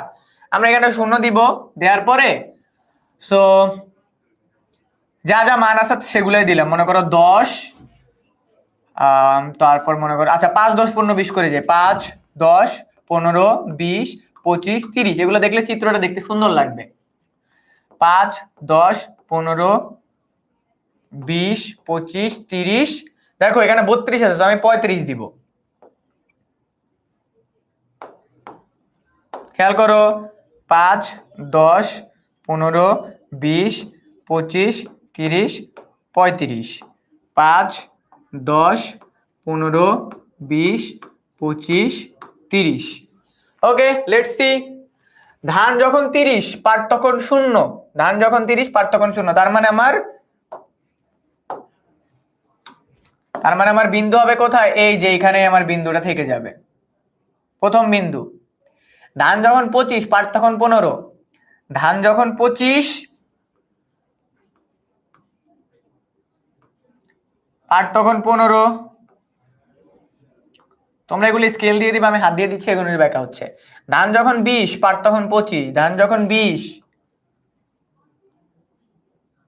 পাট তখন 25। ওকে, ধান যখন 10 পাট তখন কত? ধান যখন 10 পাট তখন 30, ধান যখন 10 পাট তখন 30। এবার ধান যখন 0 পাট তখন 32, এই যে 30 31 32, এই যে এই জায়গাটা দিয়ে দিব। ওকে, এইবার জাস্ট সুন্দরভাবে এই মানগুলোকে নিয়ে এই যে বসাই দিছি। এটা হলো আমাদের উৎপাদন সম্ভাবনা রেখা। উৎপাদন সম্ভাবনা রেখা, ডান। ঠিক আছে, হ্যাঁ ডান পাশের মানগুলো কি নিজের মতো নিতে হবে? হ্যাঁ তুমি নিজের মতো নিতে পারবা। ঠিক আছে, নিজের মতো নিতে পারবা। ওকে, এটা আমাদের গ নাম্বার গেল। এইবার এই সেম জিনিসটা আমাদেরকে ঘতে আবার রাখতে হবে। এই সেম জিনিসটা আমাদেরকে কি করা লাগবে? ঘতে আবার আঁকা লাগবে, বুঝছো? এই সেম জিনিসটা আমাদের কি করা লাগবে? ঘতে আবার আঁকা লাগবে। সো এবার আমরা কি করি, এটাকে একটু ছোট করি। হ্যাঁ, এবার আমরা ঘ নম্বরের টাইমে আবার আঁকবো। চলো দেখি আমরা ঘ নম্বরের টাইমে আমাদের কি করা লাগবে। মনে করো এখানে ঘ নম্বরে আমাদেরকে কি বলছে, খেয়াল করো। ঘ নম্বরে বলছে ধান 15, হ্যাঁ, আর পাট কি 15 একক সম্ভব নাকি? তার মানে কি ধান ইকুয়াল টু 10, পাট ইকুয়াল টু 15 একক সম্ভব নাকি? একক। সো আমি এই চিত্রটার ভিতরে আরেকবার দেখাই দিই, এটাকেই আরেকবার দেখাই দিই। সো ঘ নাম্বারটা মনে করো আমি এই চিত্রের ভিতরে দেখাই দিচ্ছি। সো মনে করো ঘ নম্বরেরটা তুমি আবার ঘ নম্বরে আবার আঁকলা। আঁকার পরে দেখো ধান 10, ধান এখানে 10 আছে, পাট আছে কত? 15। যে 10 15, এই যে দেখো বিন্দুটা ভিতরে আসছে না? এই ভিতরে আসলে এটাকে আমরা বলবো বেকারত্ব বিন্দু। বেকারত্ব বিন্দু, এবং এখানে উৎপাদন সম্ভব। উত্তর হচ্ছে কি এখানে উৎপাদন সম্ভব। ভাইয়া একই চিত্র বারবার কেন আঁকবো? কারণ এই চিত্রটার ভেতরেই তোমাকে এই মানটা একে দেখাইতে হবে। এই গয়ের চিত্র ঘতে আবার আঁকবা, একে এই যে মানটা আছে না, এই মানটা দেখাইতে হবে। এই মান, যে এই মান অনুযায়ী আমার উৎপাদন সম্ভাবনা রেখা আঁকা সম্ভব নাকি না। তোমার এই চিত্রের ভিতরে জাস্ট এই বিন্দুটা বের করে দেখাইতে হবে। সো গ নম্বরের ক্ষেত্রে আমি এটা দিব না, ঘ নম্বরের ক্ষেত্রে এই চিত্রটা সেম আঁকবো আর এই বিন্দুটা দেখাই দিব।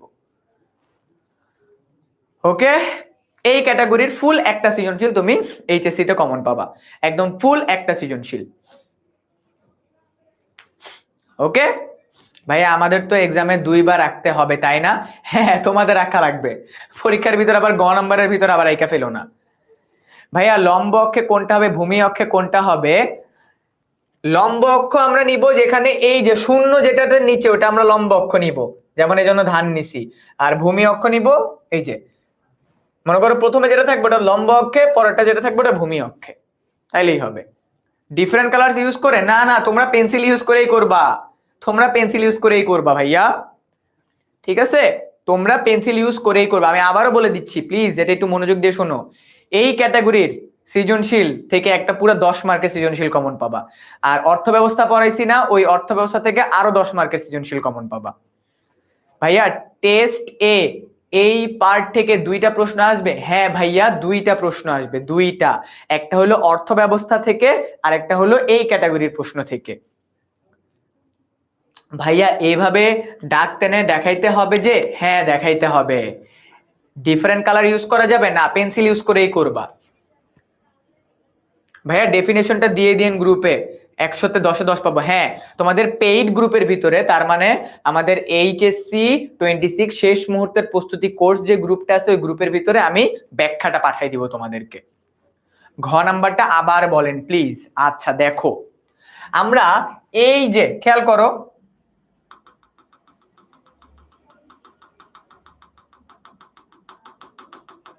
আচ্ছা এইটা আমাদের গ নম্বর প্রশ্ন, তাই না? আমরা আঁকলাম।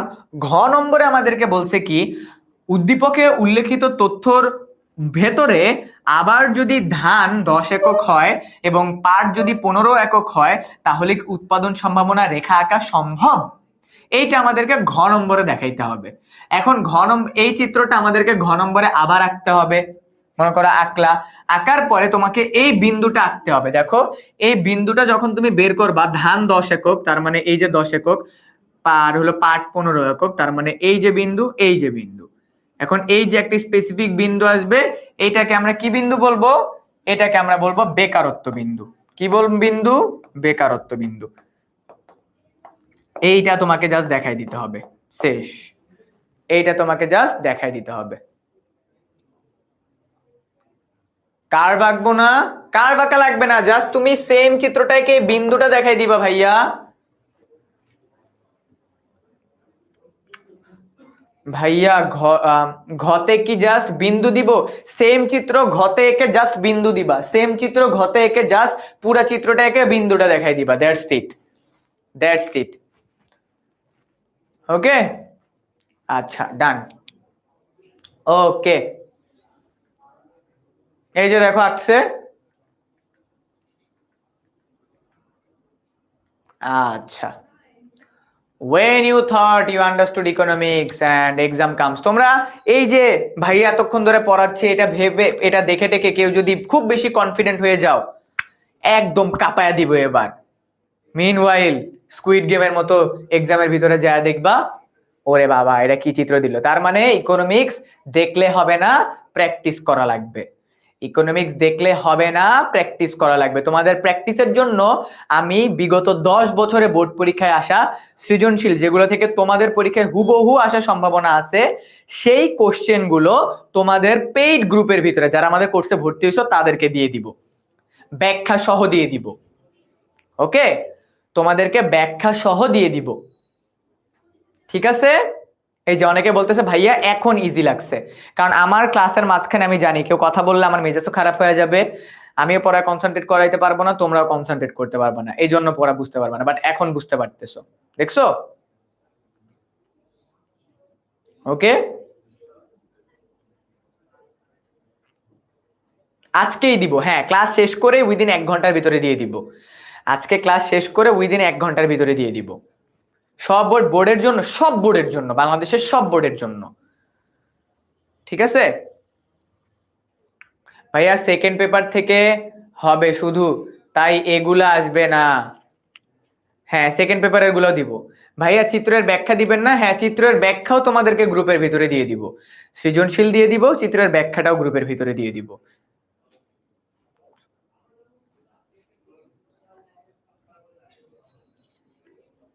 ঠিক আছে, ওকে, থ্যাংক ইউ। আমি একটু ক্লাসের মাঝখানে রেগে গেছিলাম কারণ তোমরা কন্টিনিউয়াসলি মেসেজ করতেছিল, তাই জন্য সরি ভাইয়া, সরি। ওকে, সো এখানে আমাদের এক্সট্রা সৃজনশীল কয়েকটা দিয়ে দিছি আমি তোমাদেরকে। হ্যাঁ, এবার আমি তোমাদেরকে আরো একটা টপিক পড়াবো, যে টপিকটা সেকেন্ড মানে দ্বিতীয় চ্যাপ্টারের সাথে কানেক্টেড। ওকে, দেখো এখানে কিন্তু আমরা সৃজনশীল নিয়ে আসছি আমি তোমাদের জন্য, সো এটা প্র্যাকটিস করাবো। ঠিক আছে, এটা প্র্যাকটিস করাবো। তার আগে আমি তোমাদেরকে এবার পড়াবো ভারসাম্য বিন্দু বের করার, ভারসাম্য বিন্দু বের করার ওয়ে। প্রথমে আমরা পড়বো কি জানো, প্রথমে আমরা পড়বো তোমার চাহিদা বিধি, চাহিদা বিধি। ওকে, খেয়াল করো সবাই, চাহিদা বিধি। চাহিদা বিধি বলতে কি বোঝায়? দাম বাড়লে যোগান কমবে। এটা তোমরা অনেকে জানো, আমি তোমাদেরকে গ্রুপে ভিডিও দিছিলাম।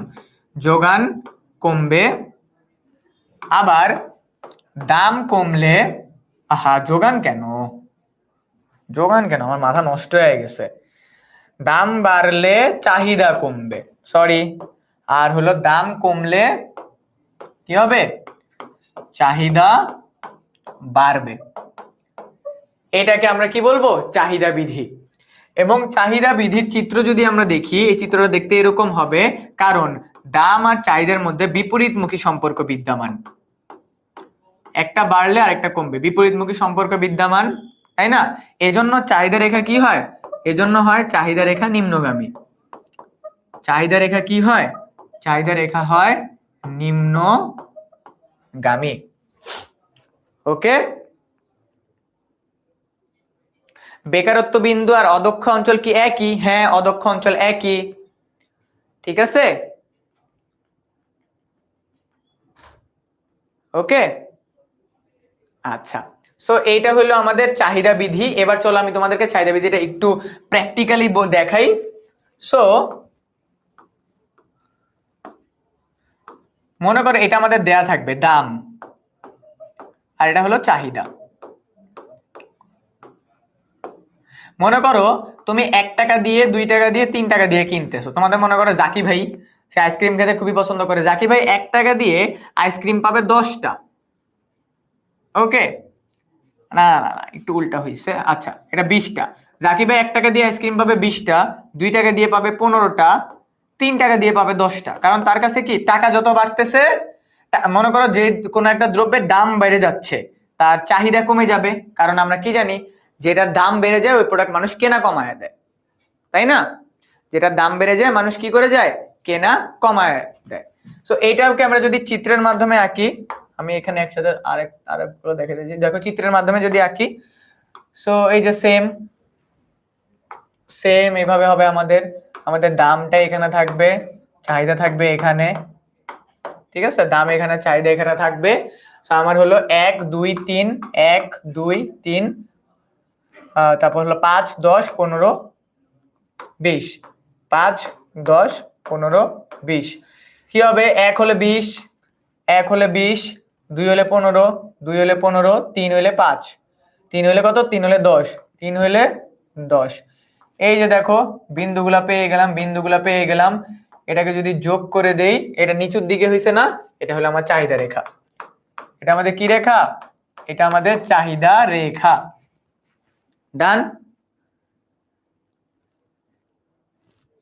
ডান, ওকে, এটা আমাদের চাহিদা রেখা। এই সেম ভাবে আমরা যদি আরো একটা টপিক দেখি,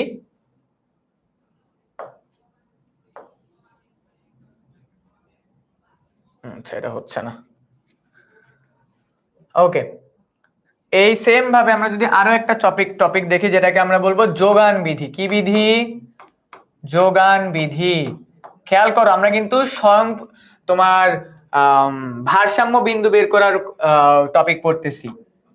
দাম বাড়লে যোগান বাড়বে। অন দা আদার হ্যান্ড, দাম যদি কমে যায়, যোগান কমে যাবে।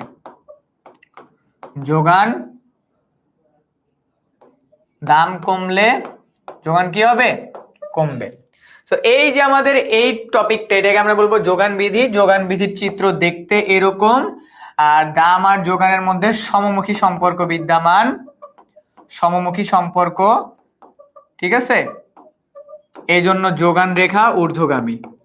যা যা পড়াচ্ছি এগুলো সবগুলা ক খ এমসিকিউ সবগুলোর জন্য যোগান রেখা ঊর্ধ্বগামী। যোগান রেখা কি গামী? ঊর্ধ্বগামী। ওকে, সো আমি যদি এইখানে তোমাদের একটা চিত্র এঁকে দেখাই, এখানে যদি একটা চিত্র এঁকে দেখাই জাস্ট একদম প্র্যাকটিক্যালি, যাতে তোমরা বলতে না পারো ভাইয়া যা পড়াইছেন ওটা মিলে না। মিলবে, ওয়েট করো। আমাদের এই সূচিটা পরীক্ষায় দেয়া থাকবে, এখানে দেয়া থাকবে দাম, এখানে দেয়া থাকবে যোগান। জাস্ট একটু চোখ কান খোলা রাখো ভাইয়া, কি কি করতেছি, কিভাবে করতেছি। 1 টাকা 2 টাকা 3 টাকা অ্যাকর্ডিং টু প্রাইস, দাম বাড়লে যোগানও বাড়বে। তার মানে হলো 10 15 20, দামও বাড়তেছে যোগানও বাড়তেছে। এটার রিজন কি? এটার রিজন হইলো, হ্যাঁ, এটার রিজন হলো যে সবসময় বিক্রেতা চিন্তা করে প্রফিট বেশি করতে। বিক্রেতা সবসময় চিন্তা করে কি? প্রফিট বেশি করতে। এখানে যদি আমি চিত্রটা আঁকি, এটা হলো আমার দাম, এটা হইলো আমার যোগান, 0 1 2 3 1 2 3 5 10 15 20 5 10 15 20। 1 হলে কত? 1 হলে 10, 2 হইলে 15, 3 হইলে 20। লাইক, ঠিক আছে, এই যে উঠাই দিচ্ছি, এটাকে আমরা বলবো যোগান রেখা। যোগান রেখা। দেখো বুঝতে পারছো নাকি? দেখো এই যে এটা আমাদের চাহিদা, ঠিক আছে, এই যে চাহিদা, এই যে যোগান, এই যে চাহিদা, এই যে যোগান, এই চাহিদা চাহিদা বিধি যোগান বিধি বুঝতে পারছো? বলো তো আমাকে, চাহিদা বিধি যোগান বিধি বুঝতে পারছো? আর একটা টপিক বাকি আছে আমাদের, আর একটা টপিক ভারসাম্য বিন্দু। আর একটা টপিক যোগান কি? যোগান মানে হলো তুমি যে জিনিসটা কিনতে চাও ওইটা দোকানে আছে নাকি। যোগান মানে হলো তুমি যেটা কিনতে চাও এটা দোকানে আছে নাকি নাই।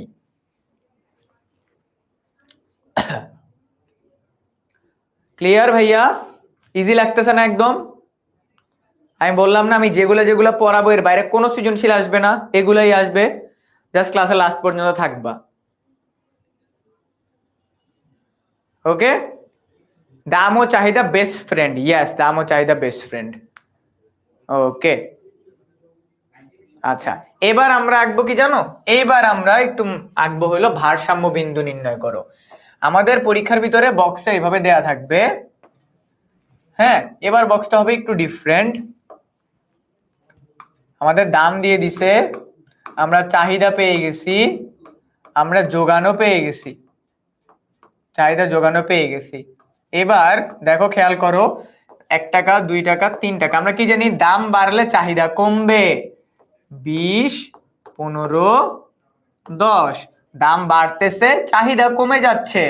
আবার দাম যদি বাড়ে, দাম বাড়লে চাহিদাও বাড়বে। এবার এই দুইটা চিত্রকে আমরা একসাথে আঁকবো। এই দুইটা চিত্রকে আমরা কি করব? একসাথে আঁকবো।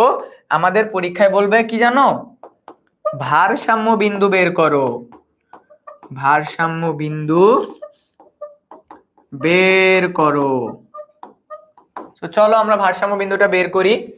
আমরা সিমিলারলি চিত্র আঁকবো। এটা হইলো আমাদের দাম, এইটা হইলো আমাদের চাহিদা, মানে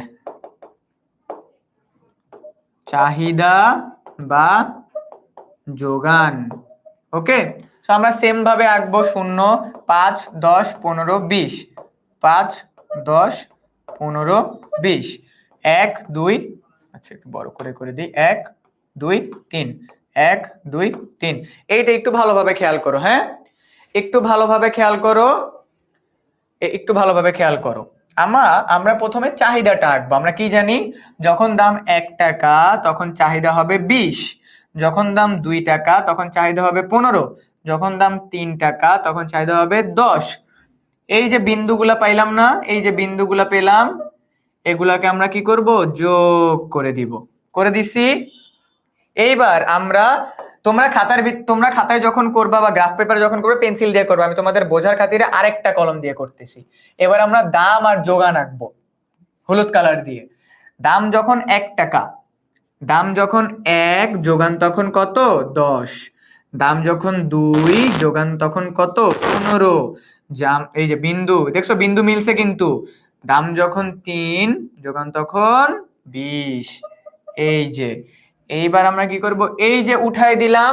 এইবার দেখো এই যে এখানে একটা বিন্দু পাইছি না, দেখতেছো? আমি রেড কালার দিয়ে দেখাই দিচ্ছি। এই যে একটা বিন্দু, এইটাই হইলো আমাদের ভারসাম্য বিন্দু। এটাই কি বিন্দু? এইটাই হইলো আমাদের ভারসাম্য বিন্দু, যেখানে দাম ইকুয়াল টু 2 টাকা, তারপর হলো চাহিদা বা যোগান ইকুয়াল টু 15। তার মানে যেখানে আমাদের চাহিদা আর যোগান সমান, সেইটাই আমাদের ভারসাম্য বিন্দু। সেটাই আমাদের কি বিন্দু? ভারসাম্য বিন্দু। এইটা তোমাদের ঘ নঙে আসবে, ঘ নং প্রশ্নে আসবে। ওকে, এটা বুঝতে পারছো নাকি আমাকে বলো? ঠিক আছে, এটা তোমাদের ঘ নং প্রশ্নে আসবে। দুইটা আলাদাভাবে দেখাতে হবে,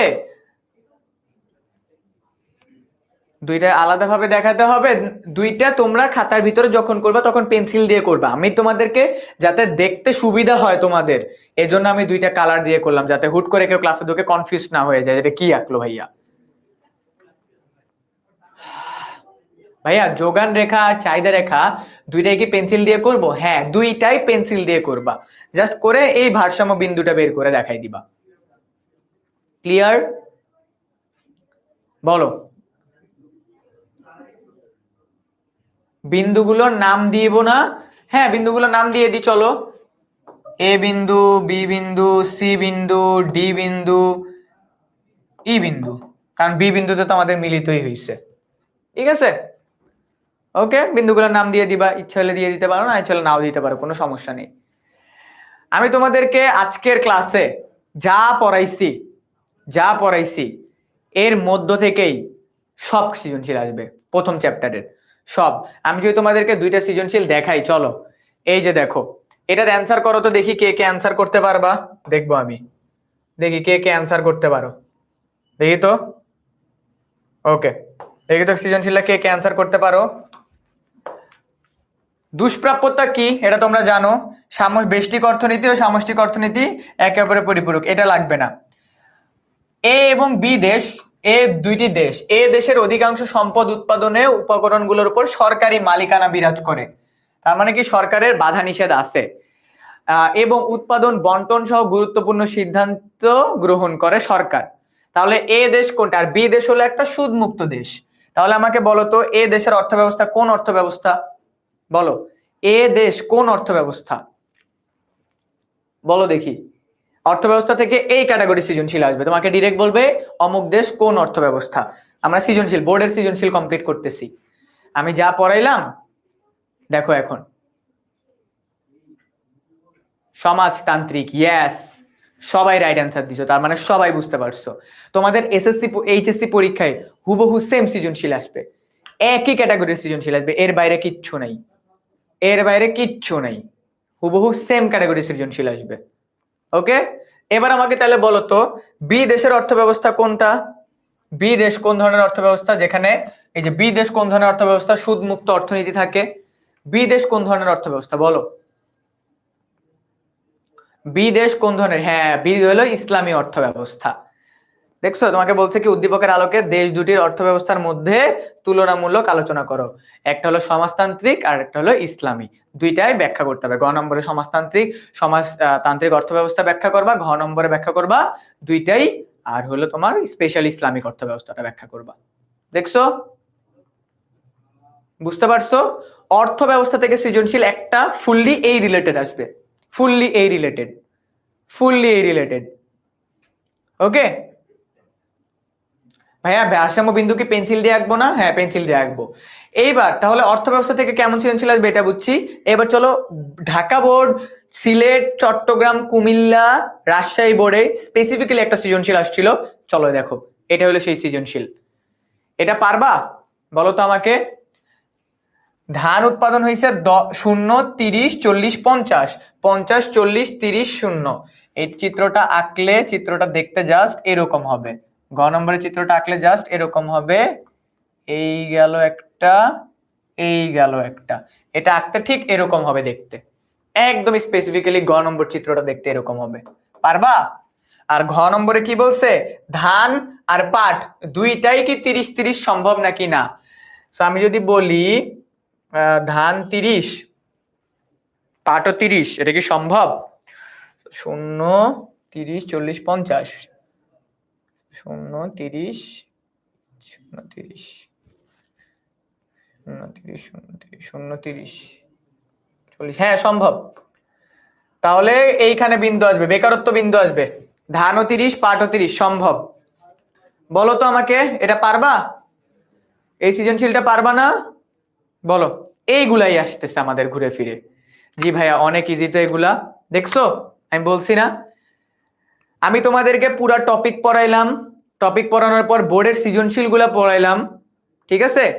ক খ বলে দেন। ক খ হলো অর্থনীতিতে নির্বাচন কি, আমরা কোনটা উৎপাদন করব কোনটা উৎপাদন করব না এই সিদ্ধান্ত গ্রহণ করাই অর্থনীতিতে নির্বাচন, এটা ক নাম্বার। খ নম্বর হলো অর্থনীতিতে সব অভাব একসাথে পূরণ করা সম্ভব না। কারণ কারণ কি, অসীম অভাব এবং সম্পদের স্বল্পতা থাকার কারণে একসাথে সকল অভাব পূরণ করা সম্ভব না। ঠিক আছে? ওকে ভাইয়া, এগুলো কোনো ব্যাপার না ভাইয়া। পারবা না? এবার আমাকে বলো তো, আজকের এই পুরা ক্লাস তোমরা সবাই বুঝছো নাকি? মানে ফার্স্ট চ্যাপ্টার নিয়ে কারো কোনো কনফিউশন আছে নাকি আমাকে বলো।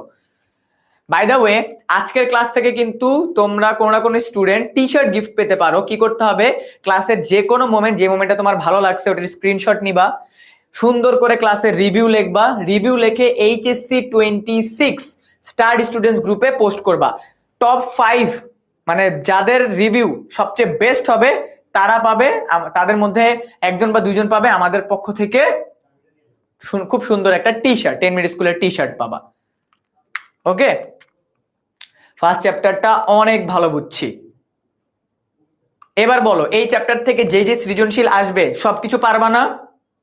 সবকিছু পারবা? এই চ্যাপ্টার থেকে যে যে সৃজনশীল আসবে সবকিছু পারবা না? এই যে তোমাদের জন্য এমসিকিউ দেয়া আছে এখানে, এমসিকিউ গুলো তোমরা পারবা? ওকে। কেউ যদি ইকোনমিক্স ক্লাস স্কিপ করো তার অপরচুনিটি কস্ট অনেক হাই হয়ে যাবে। পেইড বেচে না, তোমরা পোস্ট করবা কোথায় জানো? আমি বলে দিচ্ছি, রিভিউ পোস্ট করবা, রিভিউ পোস্ট করবা তোমরা HSC 26 স্টার স্টুডেন্টস এই গ্রুপে পোস্ট করবা। ওকে, HSC 26 স্টার স্টুডেন্টস এই গ্রুপে পোস্ট করবা। ভাইয়া ঘ নম্বরটা একটু বোঝান। কি বোঝাবো? ঘ নম্বরটা বোঝো নাই এখনো ভাইয়া? ঘ নম্বরটা আরেকবার বোঝাবো? ঘ নম্বরটা আরেকবার বোঝাচ্ছি। ওকে ফাইন, চলো মনে করো তুমি চিত্রটা আঁকছো, ঠিক আছে? আমার যতটুকু মনে আছে, মনে করো এখানে পাট, আচ্ছা এখানে ধান ছিল, সরি, আরে ওকে, ঘ নম্বরটা আরেকবার বোঝাচ্ছি। হ্যাঁ, ঘ নম্বর এটা, এখানে মনে করো আমার ধান ছিল, এখানে আমার ছিল পাট। ওকে, 0, 30, 40, হ্যাঁ যত যত ছিল, আবার এখানে ছিল 0, 30। সো আমার মূল চিত্রটা দেখতে এরকম হবে, আর 0, 30 দিলে এই যে 30টা এখানে চলে আসবে। ঠিক আছে, আমার চিত্রটা দেখতে কাইন্ড অফ এরকম হবে, কাইন্ড অফ এরকম হবে। এখানে একটা বিন্দু, এখানে একটা বিন্দু, এখানে একটা বিন্দু হবে, এখানে একটা বিন্দু হবে। আর আমি যদি ঘ নম্বরের চিত্রটা দেখি, হ্যাঁ ঘ নম্বরের চিত্র যদি দেখি তাহলে আমার বিন্দুগুলো এইখানে আসবে, 30, 30, 30, 30 বিন্দুটা এইখানে আসবে। তার মানে যেটা হবে আমার বেকারত্ব বিন্দু। কি বিন্দু হবে? বেকারত্ব বিন্দু হবে। ওকে, এবার আমাকে বলো আজকের ক্লাসটার রিভিউ তোমরা কে কে পোস্ট করবা? ওকে, কোথায় পোস্ট করতে হবে বুঝছো তো? HSC 26 স্টার স্টুডেন্টস গ্রুপে। All clear? ভাই আমি তো কোনো গ্রুপে নাই, পোস্ট করে দিও।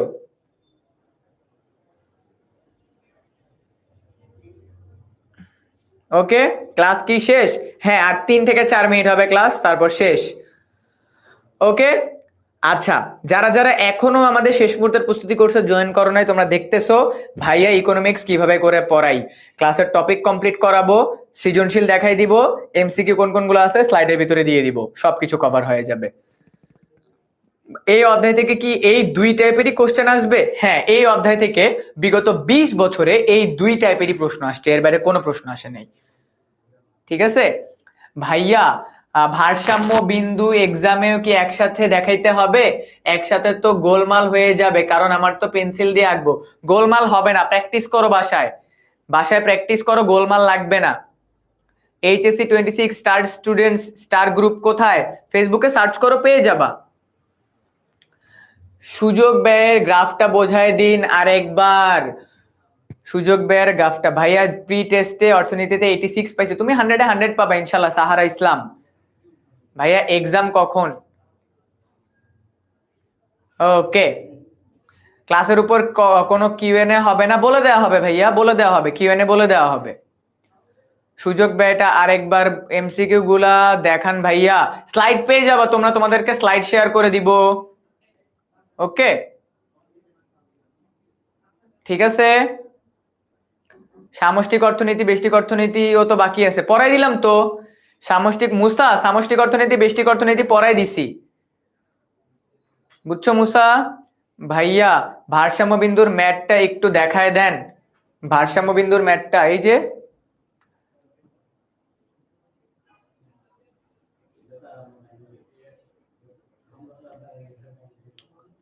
কোথায় জানি ভারসাম্য বিন্দু, কোথায় পড়াইলাম, এত টপিক পড়াইছি। এই যে ভারসাম্য বিন্দু, এই যে ভারসাম্য বিন্দু। ওকে ভাইয়া, আপনার পরিচয়টা দেন। আমি তোমাদের কাইফ ভাইয়া, তোমাদের 10 মিনিট স্কুলে আমি ইকোনমিক্স পড়াই। ওকে, ক্লাস কি শেষ? হ্যাঁ, এই যে ক্লাস শেষ।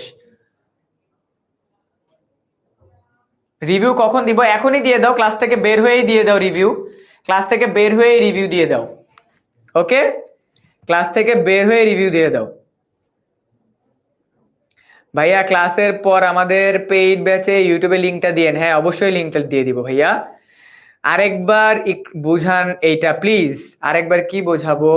আচ্ছা দেখো, আমরা আমাদের আমাদের পরীক্ষার ভিতরে আমাদের এইগুলা দিয়ে দিবে, দাম দিয়ে দিবে, চাহিদা দিয়ে দিবে, যোগান দিয়ে দিবে। দাম যখন দাম 1 টাকা, চাহিদা তখন 20, এই যে দেখতেছো সাদা কালার দিয়ে দিছি। 1 হলে 20 দিলাম, 2 হলে 15, 2 হলে 15 দিলাম, 3 হলে 10, 3 হলে 10 দিলাম। দিয়ে এই যে দেখছো একটা বিন্দু আমি রেখা টেনে দিলাম। এই রেখা টেনে দেওয়ার পর আবার আমি যখন যোগানটা আঁকবো, যোগানের ক্ষেত্রে দাম যখন 1 টাকা, চাহিদা যোগান তখন 10, 1 হইলে 10, 2 হইলে 15, 3 হলে 20। এবার আমি এই বিন্দু বরাবর উপরে উঠাই দিলাম, মানে এই মানটা আমি এইখানে আঁকবো, যেটা আমরা এইখানে এইখানে করছি। দুইটা চিত্র একসাথে আঁকলে আমরা এই বিন্দুটা পেয়ে যাব, প্র্যাকটিস করলেই পারবা। সাজেশন কখন দেওয়া হবে ভাইয়া? সাজেশন আজকে রাতের মধ্যেই দিয়ে দেওয়া হবে, ঠিক আছে? দাম নির্ণয় করতে হবে না, ওইটা সেকেন্ড চ্যাপ্টার। দাম নির্ণয় করতে হবে না, ওইটা সেকেন্ড চ্যাপ্টার। সম উৎপাদন বিন্দু কি? দুটি দ্রব্য সমপরিমাণ উৎপাদন করে সামনের দিকে এগিয়ে যাওয়াকে সম উৎপাদন বলা হয়। ওখান থেকে সৃজনশীল আসে না, সম উৎপাদন থেকে সৃজনশীল আসে না। আজকের ক্লাসটা খুব ভালো লাগছে, বাট ভাইয়া যে কমেন্ট করে আল্লাহ, ভাইয়ার এত এত, হ্যাঁ ট্রু। অর্জনযোগ্য বিন্দুটা আরেকবার বলেন। যেই বিন্দুতে যেই বিন্দুতে অর্জন করা বা উৎপাদন করা সম্ভব না, একটা কথা কয়বার বলা যায় তোমাদেরকে? আচ্ছা দেখাই দিচ্ছি, দেখাই দিচ্ছি। অর্জনযোগ্য বিন্দু, অর্জনযোগ্য বিন্দু আমি পড়ায় দিয়ে দেখাই দিচ্ছি, দেখাই দিব, যতক্ষণ পর্যন্ত না বুঝবা ততক্ষণ পর্যন্ত দেখাই দিব। অর্জনযোগ্য বিন্দু, এই যে অর্জনযোগ্য বিন্দু, দেখছো? অর্জনযোগ্য বিন্দু মানে কি ভাইয়া? বিজ্ঞানীদের দেওয়া সংজ্ঞা কি মুখস্থ করতে হবে? হ্যাঁ মুখস্থ করতে হবে। এই যে মনে করো আমাদের উৎপাদন সীমানা রেখা, এর বাহিরে যে বিন্দু আসবে এটাকে আমরা বলবো অর্জনযোগ্য বিন্দু। এমসিকিউ এক্সাম হবে না? হ্যাঁ হবে ভাইয়া, হবে হবে। ওকে ডান। বেকা চলে যায়, বেকা গেলে সমস্যা নাই, বেকা হলে কোনো সমস্যা নাই। ওকে, সো তোমরা আজকে ক্লাসের রিভিউ দিয়ে দিও এইচএসসি 26 স্টার স্টুডেন্টস গ্রুপে, ঠিক আছে?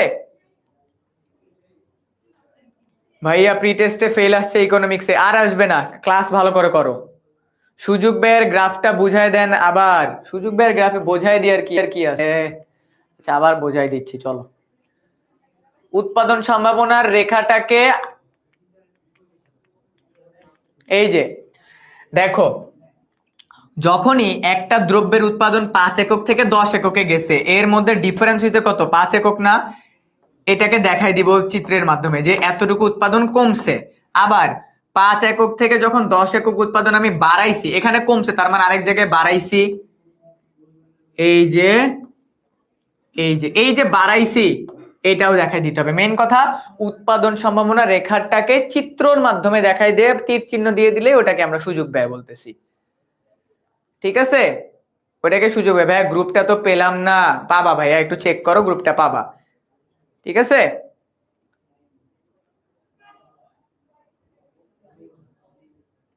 সেকেন্ড চ্যাপ্টারের ক্লাস তোমাদের 3টা ক্লাস হবে সেকেন্ড চ্যাপ্টারের উপরে। ঠিক আছে, বেস্ট একটা ক্লাস করলাম। Thank you everyone. সো আজকে আমাদের ইকোনমিক্স ক্লাসটা এই পর্যন্তই। আই গেস সবার ক্লাসটা ভালো লাগছে, সবাই রিভিউ দিয়ে দিও। এন্ড আমরা কিন্তু যেটা প্রমিস করেছিলাম ক্লাসের স্টার্টিং এ, এক ক্লাসেই 30 মার্ক একদম কনফার্ম করে দেখাই দিলাম। সবাই ভালো থাকো, সুস্থ থাকো, সবার সাথে পরবর্তী ক্লাসে দেখা হচ্ছে। আল্লাহ হাফেজ।